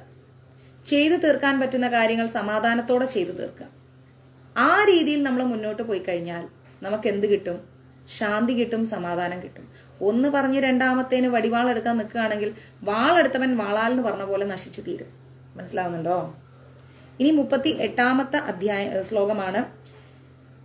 യൂമേനാ മിത്രയേ വഹിർ യഥാദർശോ മലേനച യഥോൽഭേനാവൃതോ ഗർഭസ്ഥതാ തേനോധമാവൃതം എന്ന് പറഞ്ഞു കഴിഞ്ഞാൽ, പുക തീനെ എന്ന പോലെയും, തീ ഉണ്ടാകുമ്പോൾ പുകയുണ്ടാവില്ലേ, പൊടി കണ്ണാടി എന്ന പോലെയും ഗർഭാശയം ഭ്രൂണത്തെ എന്ന പോലെയും ജീവാത്മാവിനെ വ്യത്യസ്തങ്ങളായ അളവുകളിലുള്ള കാമം ആവരണം ചെയ്തിരിക്കുന്നു.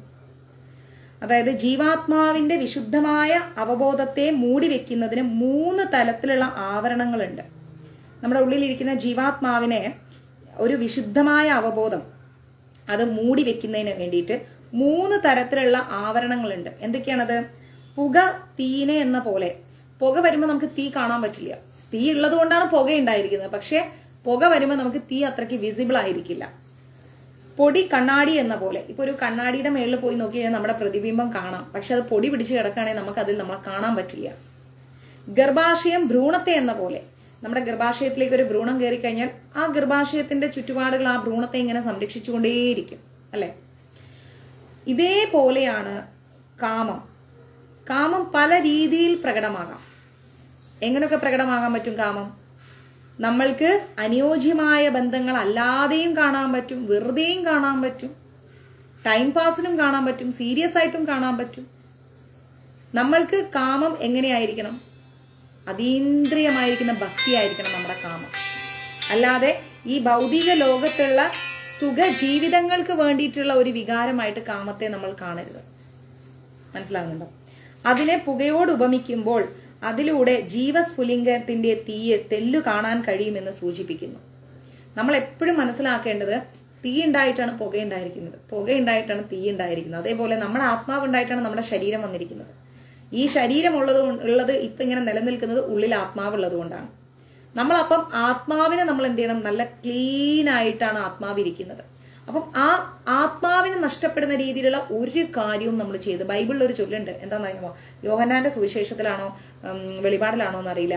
എന്താന്ന് വെച്ച് കഴിഞ്ഞാല് ഇനിയിപ്പോ പത്രോസിന്റെ ഇതിലാണോ എന്ന് എനിക്ക് എവിടെയാന്ന് ഓർമ്മയില്ല. പക്ഷെ പറയുന്നത്, ഒരുവൻ ലോകം മുഴുവൻ നേടിയിട്ടും സ്വന്തം ആത്മാവിനെ നഷ്ടപ്പെടുത്തിയിട്ട് എന്ത് പ്രയോജനമെന്ന്. ശരിയല്ലേ?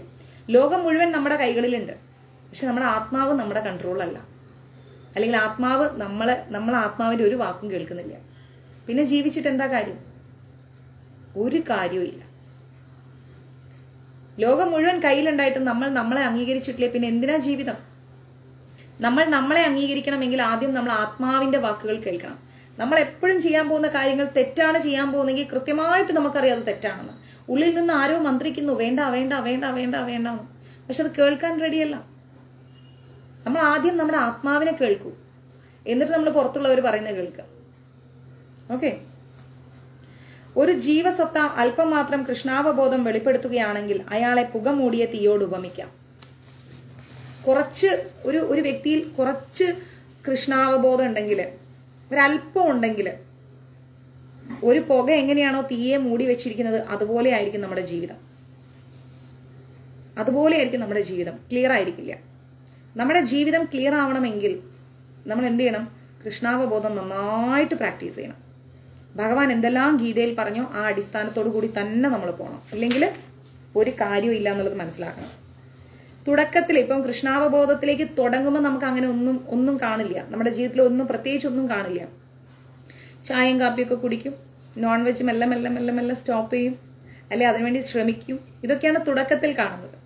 എന്നാൽ കൃഷ്ണാവബോധത്തിലേക്ക് ഇങ്ങനെ ആഴ്ന്നിറങ്ങും തോറും നമ്മൾക്ക് എന്താ പറയാ, നമ്മുടെ സ്വഭാവത്തില്, നമ്മുടെ പെരുമാറ്റത്തില്, നമ്മുടെ ചിന്തകളില്, വാക്കില്, പ്രവൃത്തിയിലെല്ലാം മാറ്റം വരും. എല്ലായിടത്തും മാറ്റം വരും. കൃഷ്ണാവബോധത്തിന്റെ ആരംഭഘട്ടം എന്ന് പറഞ്ഞു കഴിഞ്ഞാൽ നമ്മളിങ്ങനെ വലിയൊരു സമുദ്രത്തിന്റെ മുമ്പിൽ ഇങ്ങനെ പകച്ചു നിൽക്കുന്നത് പോലെയാണ്. നമ്മൾ ആ സമുദ്രം മാത്രമേ കാണുന്നുള്ളൂ, അതിന്റെ അടിയിൽ എന്തെല്ലാം ഉണ്ട് അതൊന്നും കാണുന്നില്ല. അതേസമയം അതിലേക്ക് നമ്മൾ ഇറങ്ങി ഇറങ്ങി ഇറങ്ങി ഇറങ്ങി ഇറങ്ങി ചെല്ലുകയാണെങ്കിൽ കുറേ കാര്യങ്ങൾ കാണാനും അറിയാനും ഒക്കെ പറ്റും. കാണുകയും അറിയുകയും ഒക്കെ ചെയ്തു കഴിഞ്ഞാൽ നമുക്ക് ഒരു ശാന്തത കൈവരിക്കാൻ പറ്റും. നമ്മൾ നമ്മളിലേക്ക് തന്നെ നോക്കൂ. കാരണം മഞ്ജരീസിലൂടെ വന്ന് നിങ്ങൾ സത്സംഗം കേൾക്കുന്നത് ആ ദിവസങ്ങൾ, ആദ്യകാലങ്ങൾ നിങ്ങൾ എന്തായിരുന്നു, എങ്ങനെയായിരുന്നു. പക്ഷെ ഇന്ന് ഈ കാലത്ത് നമ്മൾ ക്ലാസ്സുകൾ കേട്ട് ഇത്രത്തോളമായിട്ട്, ഞാനും ക്ലാസ് എടുത്തെടുത്ത് ഇത്രത്തോളമായിട്ട് എന്തെല്ലാം മാറ്റങ്ങൾ നമ്മുടെ ജീവിതത്തിൽ വന്നു. പണ്ടൊക്കെ ആരെങ്കിലും എന്തെങ്കിലും പറയുമ്പോഴേക്കും വിഷമവും സങ്കടവും കരച്ചിലും ഒക്കെയാണ്, ദേഷ്യവും വാശിയും തിരിച്ചു 10 പറയലും. ഇപ്പൊ ആരെന്ത് പറഞ്ഞാലും കൃഷ്ണ അങ്ങയുടെ നാമം ഉണ്ടെങ്കിൽ പിന്നെ എന്ത്. ചില സമയത്ത് സങ്കടം വരും, എങ്കിലും എന്റെ കൃഷ്ണനോട് അത് തുറന്നു പറഞ്ഞു കഴിഞ്ഞാൽ പിന്നെ എന്റെ മനസ്സിലെ ഭാരം അങ്ങ് ഒഴിഞ്ഞില്ലേ. ഇങ്ങനെയായി നമ്മുടെ മൈൻഡ്. അപ്പൊ നമ്മൾ കൃഷ്ണാവബോധം എന്ന് പറയുന്ന സമുദ്രത്തിലേക്ക് ഇങ്ങനെ മെല്ലെ മെല്ലെ മെല്ലെ മെല്ലെ മെല്ലെ ഇറങ്ങി ചെല്ലാണ്, ഒരുപാട് ഇറങ്ങി ചെല്ലാണ്. അവിടെ ആഗ്രഹങ്ങളും ആസക്തികളും അധികാരങ്ങളും സ്ഥാനമോഹങ്ങളും ഒന്നും നമ്മളിലില്ല. എല്ലാരും തുല്യര്, എല്ലാരും ഒരുപോലെ, അല്ലെങ്കിൽ യാതൊരു മാറ്റവും നമുക്ക് കാണാൻ പറ്റില്ല. എന്നാൽ ആദ്യകാലങ്ങളിലോ നമ്മൾക്ക് ഒരുപാട് എന്താ പറയാ, ഒത്തിരി നിയമങ്ങൾ ഉണ്ടായിരുന്നു നമ്മുടെ ജീവിതത്തിൽ. ഇങ്ങനെ ആയിരിക്കണം, അങ്ങനെ ആയിരിക്കണം, അതായിരിക്കണം, ഇതായിരിക്കണം. പക്ഷെ ഇപ്പൊ അങ്ങനെയുള്ള ഒരു നിയമങ്ങളും ഇല്ല. ഭഗവാൻ കൃഷ്ണൻ, അത് മാത്രമേ ഉള്ളൂ ചിന്ത. ആധ്യാത്മിക ചര്യകളാൽ മനസ്സാകുന്ന കണ്ണാടിയെ ശുദ്ധീകരിക്കുന്ന പ്രകൃതിയാണത്. അതായത് നമ്മുടെ മനസ്സ് ഒരു കണ്ണാടി പോലെ ആക്കുകയാണെങ്കിൽ ആധ്യാത്മികത കൊണ്ട് വേണം നമ്മുടെ മനസ്സൊന്ന് ക്ലീൻ ചെയ്യാൻ. അല്ലാതെ നമ്മൾ ഒരിക്കലും ആധ്യാത്മികത ഇല്ലാതെ നമ്മുടെ മനസ്സ് ക്ലീൻ ചെയ്യാൻ പോകരുത്. നല്ല ആധ്യാത്മിക ബോധത്തോടു കൂടി നമ്മുടെ മനസ്സ് ക്ലീൻ ചെയ്യാൻ. അതിന് ഭഗവാൻ നൽകിയ ഏറ്റവും നല്ല ഉപാധിയാണ് ഗീത എന്ന് പറയുന്നത്. ആ ഗീത വായിച്ച് വായിച്ച് വായിച്ച് വായിച്ച് നമ്മൾ നമ്മുടെ മനസ്സിനെല്ലാം ക്ലിയർ ആക്കി ആഗ്രഹങ്ങളെയും സന്തോഷങ്ങളെയും വിഷമങ്ങളെയും എല്ലാം നമ്മളെടുത്ത് ബാസ്ക്കറ്റിൽ അങ്ങോട്ട് ഇട്ട്, ഭഗവാനെ സങ്കടം വന്ന് സഹിക്കാൻ പറ്റുന്നില്ലെങ്കിൽ കൃഷ്ണ, ഇത് കഴിഞ്ഞ ജന്മം ഞാൻ ചെയ്തു പോയ തെറ്റിന്റെ ഫലമാണ്, ഞാനത് സ്വീകരിക്കുന്നു, അത് സഹിക്കാനുള്ള ശക്തി അങ്ങ് എനിക്ക് തരണേ. സിമ്പിൾ. ഭയങ്കര സന്തോഷമാണ് കിട്ടുന്നതെങ്കിൽ ഭഗവാനെയൊക്കെ മറന്ന് ആനന്ദ നൃത്തം ചവിട്ടരുത്. കൃഷ്ണ, ഇത് അവിടുത്തെ കാരുണ്യം കൊണ്ടാണ് ഈ ഒരു സന്തോഷം എൻ്റെ ജീവിതത്തിൽ, ഈ ഒരു അംഗീകാരം എനിക്ക് കിട്ടിയത്. ഇതിൽ അമിതമായി സന്തോഷിക്കുന്ന മനസ്സിനെ അങ്ങ് എടുത്ത് കളയണേ എന്നിൽ നിന്ന് എന്ന് പ്രാർത്ഥിക്കാം. അമിതമായിട്ട് എന്നിൽ ഉണ്ടാവുന്ന ആ സന്തോഷത്തെ, ആ ജാട എന്നൊക്കെ വേണമെങ്കിൽ പറയാം, അതിനെ അങ്ങ് എടുത്ത് കളയണേ കൃഷ്ണ, എനിക്ക് അങ്ങയുടെ തൃപ്പാദങ്ങൾ മതി എന്ന് നമ്മൾ സ്വയം മാറി ചിന്തിച്ച് നമ്മൾ പഠിച്ചു മുന്നോട്ട് പോവാം. അതിനുള്ള ഉത്തമമായിരിക്കുന്ന ഉപാധി ഭഗവത് നാമോച്ചാരണം തന്നെ. അങ്ങനെ നമ്മുടെ മനസ്സും ശരീരവും ആത്മാവും ക്ലിയർ ആവണമെങ്കിൽ ഒരേ ഒരു വഴിയേ ഉള്ളൂ, ഭഗവാന്റെ നാമം ജപിക്കാം. അസംഖ്യം നാമങ്ങൾ ഭഗവാനുണ്ട്, അസംഖ്യം നാമങ്ങൾ. ഭഗവാന്റെ ഏത് നാമം ജപിച്ചാലും നല്ലതാണ്. പിന്നെ ഹരേ കൃഷ്ണ എന്നുള്ളത് ഭഗവാൻ നേരിട്ട് നമ്മുടെ ഈ കലിയുഗത്തിൽ നമ്മൾക്ക് പിടിച്ചു നിൽക്കാൻ നേരിട്ട് കൊണ്ടെത്തുന്ന ഒരു വഴി ആയതുകൊണ്ട് നമ്മളെല്ലാം 16 മാല ജപിക്കുന്നു. ഇനി 16 മാല കഴിഞ്ഞിട്ട് നമുക്ക് സമയമുണ്ടെങ്കിലോ നാരായണ നാരായണ നാരായണ രാമ രാമ രാമ രാമ ഇങ്ങനെ ജപിച്ചുകൊണ്ട് പോവാം. പഴയ ആൾക്കാരെ കണ്ടിട്ടില്ലേ, മുത്തശ്ശിമാരൊക്കെ അമ്പലത്തിലേക്കൊക്കെ രാവിലെ കുളിച്ചു പോകുമ്പോൾ അവരെന്താ ചെയ്യാ, രാമ രാമ രാമ രാമ രാമ രാമ രാമ രാമ രാമ എന്നിങ്ങനെ ജപിച്ചുകൊണ്ട് പോവാണ് അവര്. എൻ്റെ അവിടെ ഒരു മുത്തിയമ്മ ഉണ്ടായിരുന്നു കോഴിക്കോട്, ഞങ്ങളുടെ വീടിൻ്റെ അപ്പുറത്ത്. ഇങ്ങനെ വളഞ്ഞ് കുനിഞ്ഞിരുന്നിട്ടുണ്ട് പാവം. ഞാൻ സ്കൂളിൽ പഠിക്കുമ്പോൾ ആ കുനിഞ്ഞ് കടക്കി നടന്നു പോകുമ്പോൾ രാമ രാമ രാമ രാമ രാമ രാമ രാമ രാമ രാമ എന്നിങ്ങനെ പറഞ്ഞുകൊണ്ടേ പോകും. അടുത്തെത്തിക്കഴിഞ്ഞാലായിരിക്കും മുത്തിയമ്മ എങ്ങോട്ടാ എന്ന് ചോദിച്ചാൽ പറയാം, ആ രാമ രാമ രാമ രാമ ഞാൻ ഇങ്ങോട്ടാ. അവരാ വിളി പോലും രാമ എന്നാണ് വിളിക്കാറ് എല്ലാരെയും. ദൂരം മനോഹരമായിരിക്കും അവരുടെ ഭക്തി, എത്ര മനോഹരമായിരിക്കും. എൻ്റെ അമ്മയുടെ അമ്മ, അമ്മാളു എന്നാണ് പേര്. ഞാൻ കണ്ടിട്ടുണ്ട്. ഇപ്പം കുറച്ച് നാളായിട്ടേ ഉള്ളൂ, എനിക്ക് തോന്നുന്നു 2008 ആ സമയത്താണ് അമ്മമ്മ മരിച്ചു പോയത്. എൻ്റെ അമ്മയുടെ അമ്മമ്മയുടെ പേര് അമ്മാളു എന്നാണ്. കണ്ണാടി വെക്കാറുള്ളതുകൊണ്ട് ഞാൻ അമ്മമ്മയ്ക്ക് കണ്ണാടി അമ്മമ്മ എന്ന് പേരിട്ടു. നല്ല സ്നേഹമുള്ള ഒരു അമ്മമ്മ. അപ്പൊ ആ കണ്ണാടി അമ്മമ്മ എപ്പം നോക്കിയാലും വിളിക്കുന്ന വിളി അതാണ്, രാമ രാമ രാമ രാമ രാമ രാമ രാമ. തൊലിയൊക്കെ ഇങ്ങനെ ചുക്കി ചുളുങ്ങിയിരിക്കും. ഈ അടുത്താണ് അമ്മമ്മ മരിച്ചത്. അപ്പൊ അമ്മമ്മയുടെ അടുത്ത് പോയിരുന്ന ആ വെളുത്ത മുടിയൊക്കെ പിന്നിക്കൊടുത്ത് കഥയൊക്കെ പറഞ്ഞ്, അപ്പൊ ഞാനിങ്ങനെ ചോദിക്കും, എന്താ അമ്മമ്മ എപ്പോഴും രാമ രാമ രാമ രാമ എന്ന് പറയും? ഓ, ഭഗവാന്റെ നാമല്ലേ എൻ്റെ കുഞ്ഞേ, ആ നാമത്തിലേ ഭഗവാനുള്ളൂ. മരിക്കുന്ന ആ ബോധം പോകുന്ന അവസാനത്തെ മണിക്കൂറുകൾ പോലും അവര് രാമ രാമ രാമ രാമ രാമ രാമ എന്ന് പറഞ്ഞുകൊണ്ടാണ് പോയത്. 4 മണി വൈകുന്നേരം ആയിക്കഴിഞ്ഞാൽ പിന്നെ അവർ ഇരിക്കത്തില്ല. അവർ മുറ്റടിക്കണം, ചാണകം തെളിക്കണം, വിളക്കിൽ തിരിയിടണം, അവിടെയൊക്കെ തുടച്ച് വൃത്തിയാക്കണം. 5 മണിയാകുമ്പോഴേക്കും അവർ കുളിച്ചു വന്ന് വീണ്ടും ഇരിക്കും. 100 വയസ്സായി എന്നാലും ഇരിക്കും. എന്നിട്ട് ഇങ്ങനെ ആടി ആടി ആടി ആടി ഇങ്ങനെ കാലും നീട്ടി വെച്ച് കട്ടിലയിൽ ഇരുന്ന് ഇങ്ങനെ നാമം ചൊല്ലും. അങ്ങനെ കാലും നീട്ടി കട്ടിലയിൽ ഇരുന്ന് കണ്ണാടിയും വെച്ച് നാമം ചൊല്ലുന്ന ആ മുതുമുത്തശ്ശി എനിക്ക് എന്നും ഒരു അത്ഭുതമായിരുന്നു. അങ്ങനെ ഞാനും എൻ്റെ കണ്ണാടിയും മമ്മിയും കൂടെ കെട്ടിപ്പിടിച്ച് കിടന്നുറങ്ങി എത്രയോ രാത്രികളുണ്ടെന്നറിയാമോ. എത്ര സ്നേഹമുള്ളൊരമ്മയായിരുന്നു. അപ്പൊ അവരുടെ നാമം എന്നൊക്കെ പറഞ്ഞാൽ പവിത്രമാണ്. ഈശ്വരനാമം അല്ലാതെ അവരുടെ നാവിൽ ഒന്നും തന്നെ ഇല്ല. ഈശ്വരനെ സദാ സ്മരിക്കുക, ഈശ്വരന്റെ നാമം ചൊല്ലിക്കൊണ്ടേയിരിക്കുക. അത് കേൾക്കുന്ന നമ്മൾക്ക് പോലും ഒരു നിർവൃതിയാണ്. അപ്പൊ ഭഗവത് നാമോച്ചാരണത്തിലൂടെ മാത്രമേ നമുക്ക് കലിയുഗത്തെ വിജയിക്കാൻ സാധിക്കൂ, അല്ലാതെ വിജയിക്കാൻ കഴിയില്ല. അതെ, ആ അമ്മമ്മയുടെ പരമ്പര തന്നെയാണ്. ഒരിക്കലും വിജയിക്കാൻ കഴിയില്ല. ഇനി എൻ്റെ അച്ഛൻ്റെ അമ്മേനെ എടുത്തു കഴിഞ്ഞാലോ, കുട്ടിമാളു എന്നാണ് പേര്. അച്ഛമ്മയും ഇത് തന്നെ അവസ്ഥ. അച്ഛമ്മ സെറ്റും മുണ്ടാണ് ഉടുക്കാറ്. അച്ഛമ്മ ഒരു കളർ ഡ്രസ് ഇട്ടൊന്നും ഞാൻ കണ്ടിട്ടില്ല, എല്ലാം സെറ്റും മുണ്ടാണ്. അപ്പൊ രാവിലെ 5 മണിയാകുമ്പോഴത്തേക്ക് അല്ലെങ്കിൽ 4:30 മണിയാകുമ്പോഴത്തേക്ക് അച്ഛമ്മ എഴുന്നേറ്റിട്ടുണ്ടാവും. അച്ഛമ്മയും ഇത് തന്നെ കുളിച്ച് മുറ്റടിച്ചു വാരി, പൂജാമുറിയിൽ വിളക്ക് വെച്ച് അകടിച്ചു വാരി, അത് ചെയ്ത് ഇത് ചെയ്ത് വിളക്ക് വെച്ച് പിന്നെയും കാണാം അച്ഛമ്മ അതെല്ലാം വീണ്ടും ക്ലീൻ ചെയ്ത് വീണ്ടും അച്ഛമ്മ അമ്പലത്തിലേക്ക് പോയി അവിടെ ചെന്ന് അവിടുത്തെ കുറെ കാര്യങ്ങളൊക്കെ കേട്ട് അതെല്ലാം കഴിഞ്ഞ് വീട്ടിൽ വന്ന് വീട്ടിൽ വീണ്ടും ഓരോ കാര്യങ്ങൾ ചെയ്ത്, അതെന്തെങ്കിലും ഹൈന്ദവത്തിലെ വിശേഷ ദിവസങ്ങളാണെങ്കിൽ പിന്നെ പറയേ വേണ്ട. എൻ്റെ അച്ഛൻ്റെ ചേട്ടന്മാരും അങ്ങനെ തന്നെ, വല്യച്ഛന്മാരും ഭയങ്കരം ചിട്ടകളും ഭയങ്കരം രീതികളും. ഇതിൽ നിന്ന് വ്യത്യസ്തപ്പെട്ട് ഞങ്ങൾക്ക് പുറത്തിറങ്ങാനില്ല. ഞങ്ങൾ ആ ഒരു സർക്കിളിൽ പെട്ട ആൾക്കാരാണ്. അതിൽ പെട്ടുപോയി, അവരുടെ ഒരു നിഷ്കാമ ഭക്തിയിൽ പെട്ടുപോയി. അപ്പൊ അങ്ങനെ നമ്മൾ കണ്ട കുറേ തലമുറകൾ നമ്മുടെ പിന്നിലുണ്ടായിരുന്നു. ആ തലമുറകളെല്ലാം തന്നെ ഭഗവാന്റെ നാമോച്ചാരണം മാത്രമായിരുന്നു. അച്ഛമ്മയാണെങ്കിൽ എപ്പം നോക്കിയാലും നാരായണ നാരായണ നാരായണ നാരായണ നാരായണ അങ്ങനെയാ ജപിക്കാറ്. എന്തോരം കേട്ടിരിക്കുന്നു, കൃഷ്ണ കൃഷ്ണ കൃഷ്ണ കൃഷ്ണ കൃഷ്ണ കൃഷ്ണ കൃഷ്ണ. എന്നിട്ട് വലിയച്ഛനെ വിളിക്കും ചെയ്യും, കൃഷ്ണ ഒന്ന് നീട്ടി വിളിക്കും.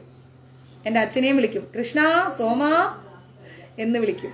അവര് പേര് വെച്ചതൊക്കെ അങ്ങനെയാണ്. സുശീല, ജാനകി, കൃഷ്ണൻ, ലക്ഷ്മണൻ, അങ്ങനെയാണ് പേര് വെച്ചിരിക്കുന്നത്. ദ്രൗപദി, എല്ലാം എനിക്ക് തോന്നുന്നു മഹാഭാരതം രാമായണം പേരുകളാണ്. അപ്പൊ ആ രീതിയിലാണ് അവര്. അച്ഛമ്മയും മരിക്കാൻ കിടക്കുക. അച്ഛമ്മ മരിക്കുമ്പോൾ ഞാൻ 7ലോ 8ലോ പഠിക്കണം. ഭയങ്കര വെയിറ്റ് ആയിരുന്നു അച്ഛമ്മ. കിടന്ന കിടപ്പിൽ തന്നെയായിരുന്നു. അവരെ എഴുന്നേപ്പിച്ചിരുത്തി ഭക്ഷണമൊക്കെ കൊടുക്കുമ്പോഴും ഇങ്ങനെ വെച്ചിട്ട് നാരായണ നാരായണ നാരായണ നാരായണ ഇതിങ്ങനെ പറഞ്ഞുകൊണ്ടിരുന്നിട്ട് ഞാൻ കളിയാക്കും അച്ഛമ്മയെ. അച്ഛമ്മയോട് ഞാൻ പറയാം, അച്ഛമ്മ കുറേ വയസ്സായി, അപ്പൊ ഞാൻ ഡബ് ചെയ്യാൻ പോവല്ലോ.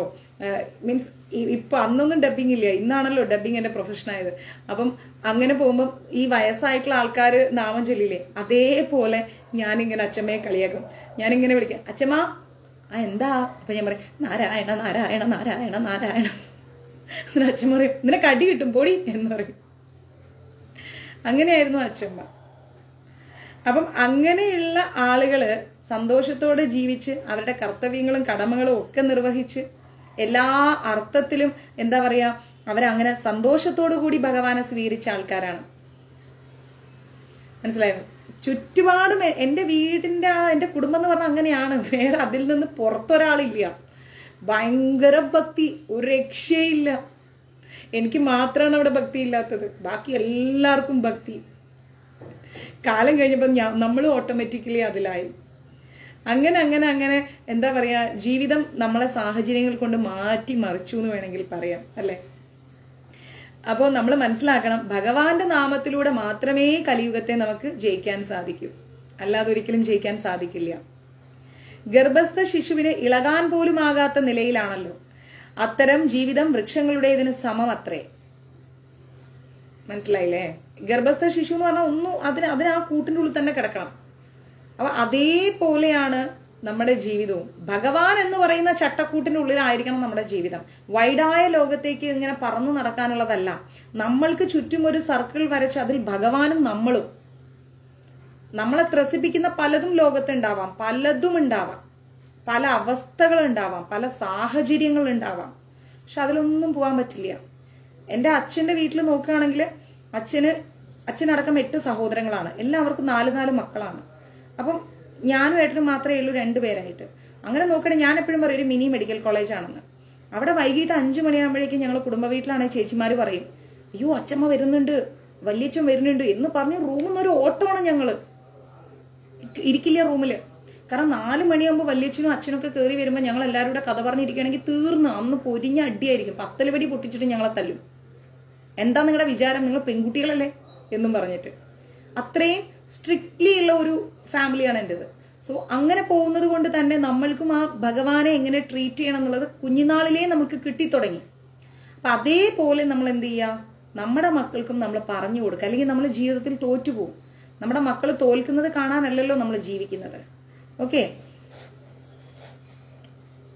പിന്നെന്താ പറയാന്ന് വെച്ച് കഴിഞ്ഞാല്, മനുഷ്യരൂപം എടുത്താൽ ജീവന് തെല്ലൊരു കൃഷ്ണാവബോധം വീണ്ടും കിട്ടിയേക്കാം. പക്ഷികളായിട്ടും മൃഗങ്ങളായിട്ടൊക്കെ നമ്മൾ ജീവിക്കുന്നുണ്ട്. പക്ഷെ അവിടെയൊന്നും ആ ജന്മത്തിലൊന്നും നമ്മൾ ഭഗവാനെ അറിയാൻ കഴിയുന്നില്ല.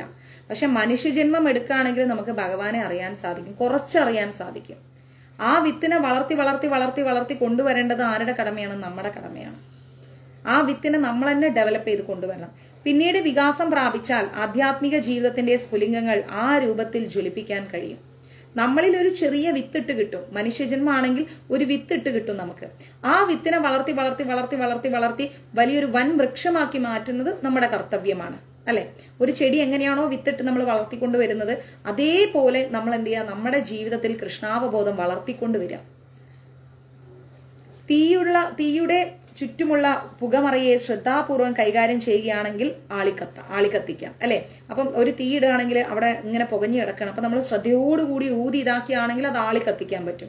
അതേപോലെയാണ് നമ്മുടെ ജീവിതത്തിൽ. നമ്മൾക്ക് ഭഗവാൻ നമ്മൾ മനുഷ്യജന്മം എടുക്കുമ്പോഴേ കൃഷ്ണാവബോധം തന്നിട്ടുണ്ട്.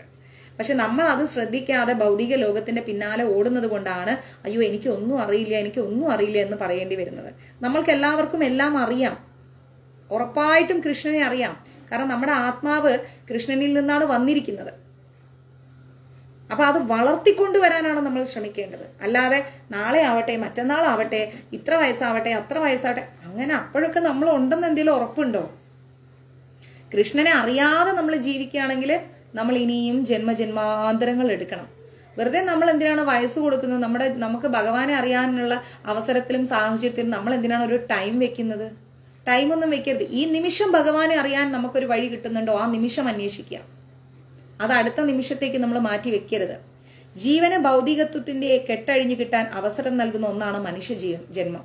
നമ്മുടെ ഈ ജീവൻ ഉണ്ടല്ലോ, നമ്മുടെ ശരീരത്തിലെ ഈ ജീവന് എന്താ പറയുന്നത്, ഭൗതികമായിരിക്കുന്ന ഈ ലോകത്ത് വന്ന് പെട്ട് കിടക്കുകയാണ്. കുറെ ആനയായി, പാമ്പായി, പുഴുവായി, തവളയായി, കൊക്കായി, മൈനയായി, അതായി, ഇതായി, മരമായി ഒക്കെ നമ്മൾ ജനിച്ചു. അതിലെല്ലാം ജീവൻ കുടികൊള്ളുന്നുണ്ട്. അങ്ങനെ ജനിച്ച് അവസാനം ഈ ജീവൻ ഈ ഭൗതിക ലോകത്തു നിന്ന് പുറത്തു വരികയാണ്. ഭൗതിക ലോകത്തു നിന്ന് പുറത്തു വരാൻ വേണ്ടിയിട്ടുള്ള ഒരു ഏങ്ങലടിയാണ് നമ്മുടെ മനുഷ്യജന്മം. ആ മനുഷ്യജന്മത്തിലെങ്കിലും നമ്മൾ ഭഗവാനെ അനുസരിച്ച് ജീവിച്ചില്ലെങ്കിൽ ഒന്നേന്ന് പറഞ്ഞ് വീണ്ടും തുടങ്ങും 84 ദശലക്ഷം ജീവി വർഗങ്ങളുമായിട്ട് ജീവിക്കാൻ. അതിന്റെ ആവശ്യം എന്താണ്? ഈ കിട്ടിയ മനുഷ്യജന്മത്തിൽ ഈശ്വരനെ അറിയാൻ പറ്റിയില്ല, പിന്നെ എന്തിനു പറ്റി? ഈ ജന്മം വിളിക്കൂ നാരായണ എന്ന്, ഈ ജന്മം പറയൂ കൃഷ്ണ എന്ന്. ആ നാമത്തിലുണ്ട് സർവ്വതും, എല്ലാം ആ നാമത്തിലുണ്ട്. ആ വിളി കേൾക്കാൻ അങ്ങ് ഗോലോകത്ത് ഒരാൾ ഇരിക്കുകയാണ്. ഇപ്പൊ വിളിക്കും എന്ന് പറഞ്ഞിട്ട്. ആ സമയത്ത് നമ്മള് വായക്കൊള്ളാത്ത കുറെ സിനിമാ പാട്ടും പാടി നടന്നിട്ട് കാര്യമില്ല. അതും വേണം, വേണ്ടാന്ന് ഞാൻ പറയില്ല, എന്റർടൈൻമെന്റ് വേണം. പക്ഷേ ഭഗവാന് കൊടുക്കേണ്ടതും പറയേണ്ടതും ചെയ്യേണ്ടതും എല്ലാം കഴിഞ്ഞിട്ട് മതി ബാക്കിയുള്ള എന്റർടൈൻമെന്റ്. ഓക്കെ. മനുഷ്യന് മികവുറ്റ മാർഗദർശിയുടെ സഹായത്താൽ കൃഷ്ണാവബോധത്തിൽ പരിശീലനം നേടി കാമമാവുന്ന ശത്രുവിനെ തോൽപ്പിക്കാൻ കഴിയും. നമ്മളൊക്കെ ഭാഗ്യം ചെയ്തവരാണ്. കാരണം നമ്മൾക്ക് മുൻപേ വന്ന ശ്രീല പ്രഭുപാജി അദ്ദേഹം ഇങ്ങനെ ഒരു ഗീത നമുക്ക് തന്നില്ലായിരുന്നു എങ്കിൽ നമ്മൾ ഭഗവാനെ അറിയില്ല. അദ്ദേഹത്തിന്റെ കഷ്ടപ്പാട്, ജലദൂത കപ്പലിൽ പോയി പാവൻ 2 അറ്റാക്കും കഴിഞ്ഞ് കഷ്ടപ്പെട്ടതിന്റെ ഫലമാണ് ഈ ഇസ്കോൺ ടെമ്പിൾസ് എല്ലായിടത്തും. ആ ഇസ്കോണുമായി ബന്ധപ്പെട്ടിട്ടാണ് നമുക്ക് ഈ പുസ്തകങ്ങൾ കിട്ടിയത്. അങ്ങനെയാണ് നമ്മൾ ഭഗവാനെ അറിയുന്നത്. അപ്പം അദ്ദേഹത്തിനോട് നമ്മൾ എന്നും കൃപയുണ്ടായിരിക്കണം, നന്ദി ഉണ്ടായിരിക്കണം. ആ ഗുരുവിന്റെ പാദങ്ങളിൽ എന്നും നമ്മൾ സ്മരിക്കണം. കാരണം അദ്ദേഹം നമ്മൾക്ക് ഈ കലിയുഗത്തിൽ രക്ഷപ്പെടാനുള്ള ഒരു വഴി കാണിച്ചു തന്നിരിക്കുകയാണ്. ആ വഴി പിന്നെ ആവട്ടെ എന്ന് പറഞ്ഞ് നമ്മൾ നിൽക്കരുത്. എത്രയും പെട്ടെന്ന് ആ വഴിയിലേക്ക് നമ്മൾ വന്നേക്കണം. എത്ര പെട്ടെന്ന് നോൺ സ്റ്റോപ്പ് ചെയ്യാൻ പറ്റുമോ അത്രയും പെട്ടെന്ന് സ്റ്റോപ്പ് ചെയ്യാം. എത്രയും പെട്ടെന്ന് ഭഗവാനോട് അടുക്കാൻ പറ്റുമോ അത്രയും പെട്ടെന്ന് അടുക്കുക. അതിനൊരു സമയവും നേരവും കാലവും താമ്പാലം വെച്ച് എഴുന്നള്ളിക്കാനൊന്നും നമ്മൾ നിൽക്കരുത്. ഓക്കെ. എത്ര പേര് ലൈവിലുണ്ടെന്ന് എനിക്ക് അറിയില്ല, ഇവിടെ കൗണ്ട് കാണിക്കുന്നില്ല. 40 ശ്ലോകങ്ങൾ എടുത്തിട്ട് നിർത്താട്ടോ. ഇപ്പൊ 39ാമത്തെ ശ്ലോകമാണ്.